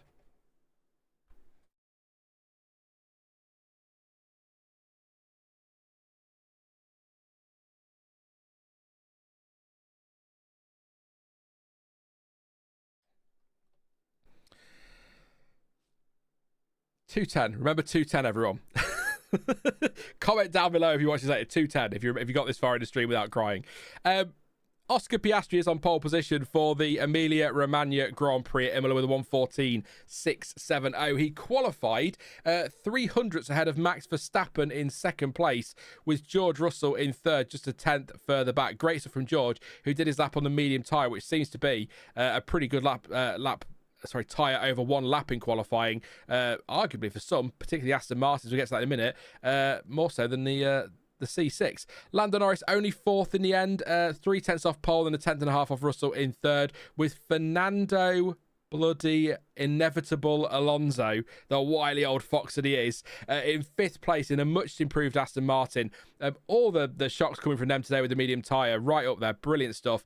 Half a second off Norris ahead, not a great surprise, but still fantastic to see him up there and much to smile about there.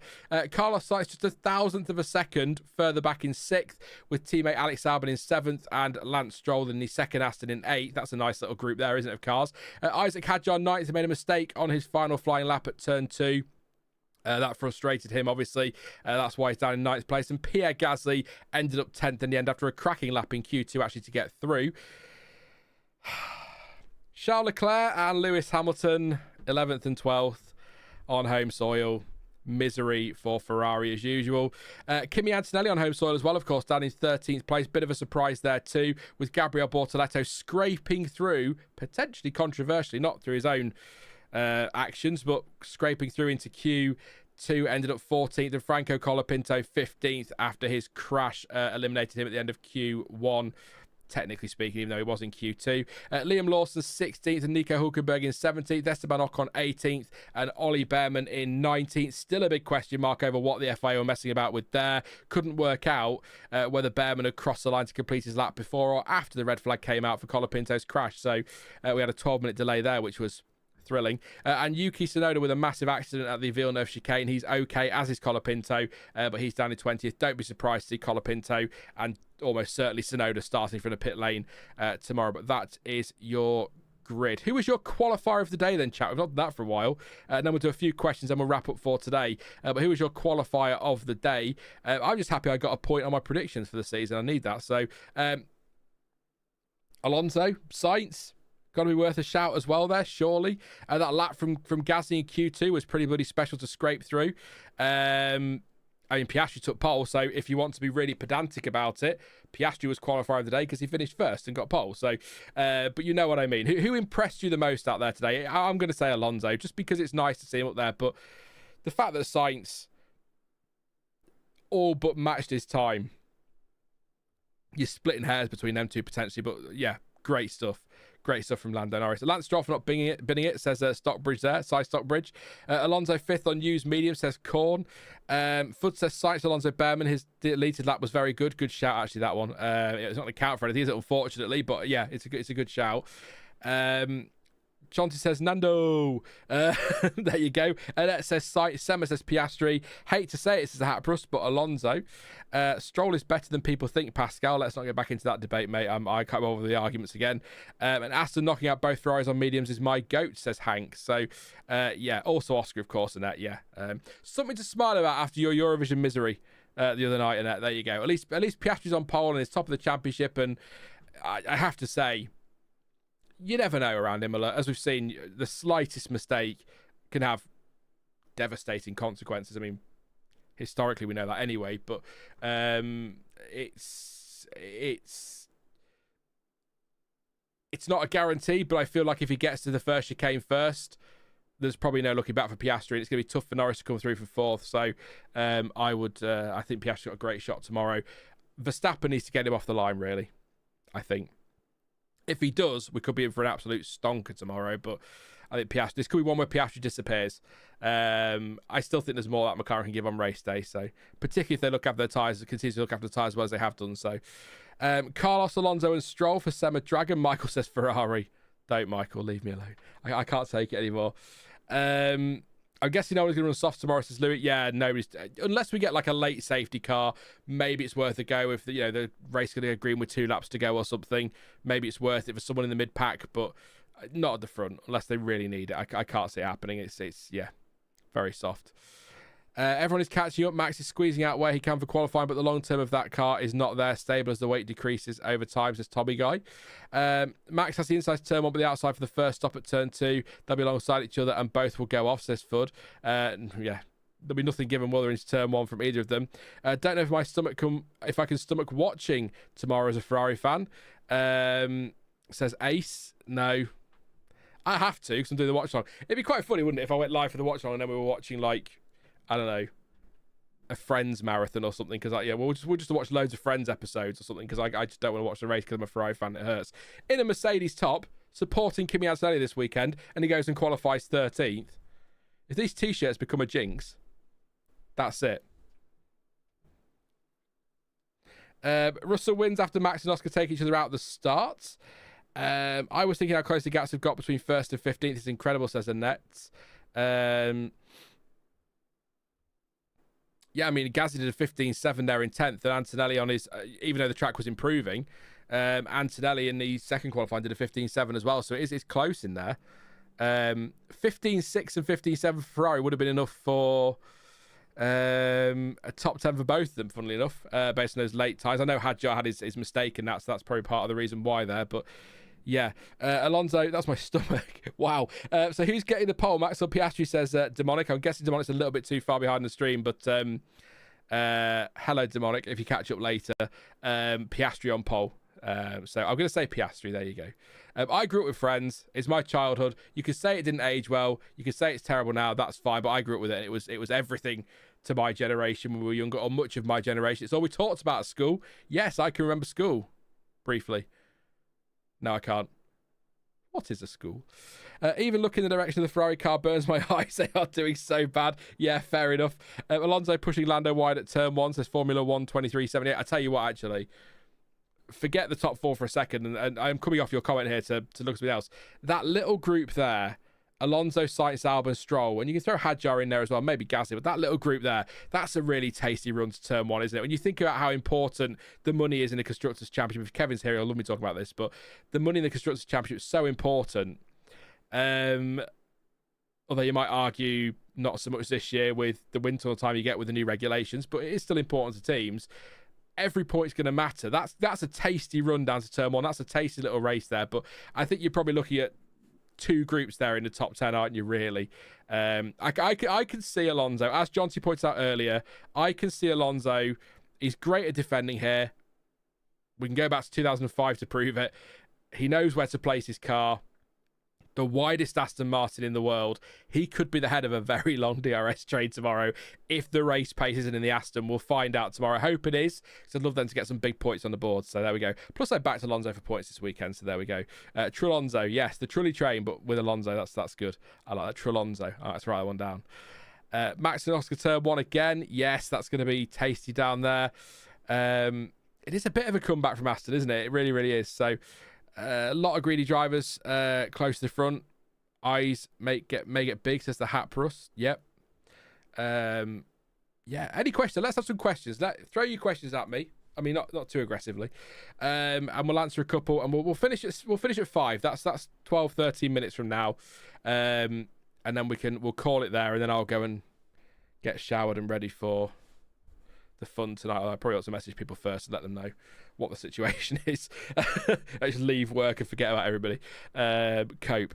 Just do as you like. Let's just check the group chat where you get your questions in as well. See if there's anything on Bearman or anything like that. It doesn't look like it. Interested to see if the FIA put out a document on it as well. John says, who's taking the 500 poll? Well, from what Elizabeth's been saying, I imagine Palou. She's talked on a video about how not predictable IndyCar has become, but how well Palou's doing in that. So I'll say Palou. Yeah. Yeah, there are a couple of IndyCar drivers I've got a little bit of a soft spot for, including one Pato Award, so that'd be quite cool. But I think probably Palou. He's not as good on ovals though, is he? Look at me with knowledge. Yeah, I've been talking to Elizabeth. Yeah, he's not as good on ovals, Palou, so maybe that's a bit bold. I don't know, but yeah, Stoffel Van Dorn, who won in Formula E today, so he can go to the Indy as well. There you go. From Spain, the championship fight will be ridiculous if Red Bull doesn't improve. Hopefully Ferrari improves by Silverstone. Yeah, you've got to remember the big technical directive in Spain could shuffle things a bit, but it might also go the way of every other technical directive, or feels like every other technical directive. So look at all that traffic Piastri got. He just kept it planted through the reversers. A lot of faith there in those drivers. You've got to have, haven't you? Still got a lap in, so you could argue there might have been more time there if there's any kind of hesitation there. So apparently O'Ward is currently on pole, so there you go. Yeah, basically, Johnsy, you know me, mate. You know me. I'll be onto it at some point when I need some knowledge on something else, and I'll sound amazing. There you go. Qualifying starts top of the hour, right? Says Ted. F1 quali started. Is done. Indy quali. Is it 5 p.m? Johnsy will tell you in chat. 5 p.m. UK, obviously. Top of the hour. Oh, it started already apparently. So there we go. Yeah, I wasn't sure when it started, but is Indy quali on anywhere on Sky, or is that? Well, I dropped that. Or is that we're not doing an Indy quali watch along because I have no idea what I'm watching, but it's not anywhere, is it, on Sky, which is a shame. It feels like that's a big enough event to make. Golf's the priority apparently, and cricket. Ugh. No. Is there a chance Max could win the race tomorrow? There we go. Let's get a couple of questions. So that's from Demonic. Yes, it's all about turn one tomorrow. Overtaking is going to be tough. Strategy is going to be key. There's talk of it being a borderline 1-2 stopper, which means we might see a bit of time management. But I feel like if Max is going to challenge for the win tomorrow, assuming no chaos, I think he needs to get it done by the run. I keep saying turn one, but it's the first chicane, turn 2 and 3. He needs to be down the inside of Piastri in there and get that done. Otherwise, I feel Piastri could, if it's a straightforward race, disappear with that one a little bit. But it is quite close out there, so I might be wrong on that, and maybe it will be a closer fight than we think. So he's got a chance. He's put himself in the best place he clearly could have done because Piastri did a better lap, but he's runners-up spot, so it's still a good spot. It's the inside line, as someone said, to turn 2 as well, so that might help him out. He's got a chance, but it's strategy, tyre management, and that run to turn 1 are critical tomorrow. And that's an obvious statement for most races, to be fair. But yeah, George Russell as well, put him in the mix, and you can't rule out Lando in 4th, but it's tough to come through in Imola, so he might make the podium. We'll see how we go. Did Lando miss a chance here?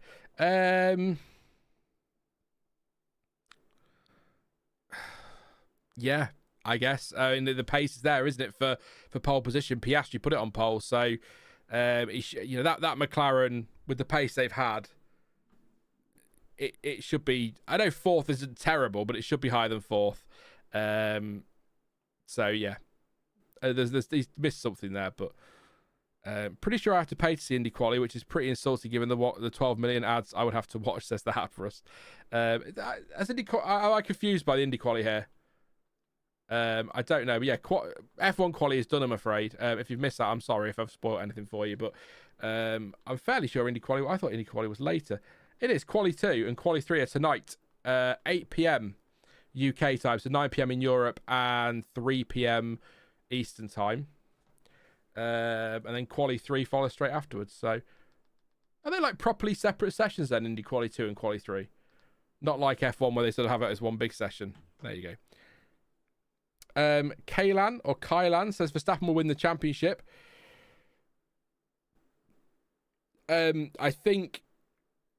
I'm sure I've said it on stream a few times now, and I've said it in my prediction as well. If that technical directive makes any difference and gives Red Bull any kind of boost in the pecking order, Max will win the title.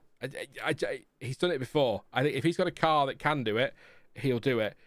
But he needs something to go his way with either the technical directive or for McLaren to fall off and Red Bull find something, because that car isn't the fastest out there. And if that McLaren if McLaren get it all right every weekend, I don't see anyone stopping them. But if Red Bull can take a leap somewhere, get something right in that car, he'll do it. He's capable of doing it. So right now, Piastri probably the favourite. He's the favourite, isn't he? But Verstappen, don't ever rule him out. We've seen that. I mean, who expected pole in Japan? We went mad, didn't we, on stream? So there you go. Lando named Coca-Cola ambassador because of his bottling skills. Says Yahobos. Hi. I'll call you Jay. Jay, that'll do. Hey, Jay. Ferrari's obviously starting hard to run long in a one-stopper, hoping all others in front go for two-stopper. Ferraris genuinely have great race pace in free air. Perhaps they will bank on it. Well, it depends. It depends how often they want to swap positions with their drivers for no reason, doesn't it? I suppose, but spend half the race doing that, and it all falls apart, doesn't it? Lewis says he didn't miss his chance. He hit the chicane. I saw it. He still missed. Oh, misses. Sorry. Shut up, Sean. He didn't miss. He hit the chicane. I saw it. There we go. Got you. Yeah, sorry. Just. You know, I hate when people put words in my mouth. I'm just going to twist your words, Louis, and just make sure that I put words in your mouth. Louis says that Jonty smells. There you go. You can never count Max out. He's a 4-time world champion, exactly, and we've seen already this season, haven't we, in that car, what he can do even when it's not the best. So, I think if Max were to win the championship in that car this season and it's still not the best car out there, that might shut a few people up, I think. Even if he gets close, I think it might, but there'll be some there'll always be his detractors, of course there will, but, you know, him, Hamilton, Vettel, I just think of recent world champions, really, but any of these drivers, they have bad seasons, but they're still great drivers and they're still all-time greats, so there you go. Any updates about Bearman? Never understood why his lap got deleted, finished before the red flag. See, we haven't had anything. I keep checking the group chat because that'll be the first place it gets the news, or for me, because it'll come from the FIA direct there to Thomas or to Matt. So nothing at the moment. But I'll tell you what we'll do actually. While as soon as you've asked, I'll just have a quick check. Why does it keep taking you to Abu Dhabi 2024? For some reason, whenever I click on that, there we go. So, is there anything on Ollie Bearman? There is nothing, no, at all on the FIA. So, not sure what's happened there. As we kind of speculated on it. If you weren't here for that one, we speculated that maybe, you know, the light boards definitely hadn't flashed red when he completed his lap. But if there's a red flag earlier in the lap, a manual red flag, if you like, been waved by a marshal, that supersedes the light board. So if there has been a manual red flag waved, then that would always count as a red flag. So we can only speculate. We're out of all the angles, obviously, and it's difficult to tell. But yeah, frustrating for Ollie Bearman, but not very happy apparently, according to the interview. So yeah, disappointing for Ferrari, great stuff for Piastri, amazing from Aston Martin is my summary. What is Alonso doing up there? Seriously. Is that true that Audi is going to come to F1? Yes, Audi are joining F1 next year. They have bought the current Sauber team, so they'll be taking over that next year. And we've got Cadillac joining as well as a completely brand new entry for 2026. So who are their drivers going to be? We'll find out in the coming weeks and months, I'm sure. Sergio Perez, one of the favourites, but now he's linked to about 15 other seats. So there we go. But yeah, I 24 is my maximum there, I think, for a grid, but 22 will be nice next year, and then we'll still moan that we need more. But yeah, JOS is great job from Lance Stroll, Sean. Absolutely fantastic stuff. At one point was right on his teammate, but actually Alonso 5th and Stroll 8th might look like a big gap, but actually that gap is only 52 thousandths of a second. Sorry, I've got that completely wrong. 1.5 tenths, but it's 52 thousandths of a second between a Williams and Alonso. Then there's a tenth back to Stroll. So it's only a tenth and a half, is what I was trying to say. I read two things at once there, but yeah. So good stuff. So yeah, very exciting. John says Herta and Perez, calling it now. Look, Zhou brings commercial benefits from China in a big market for Cadillac. Perez brings the support from Mexico and some financial backing as well, which is very helpful, and mad experience.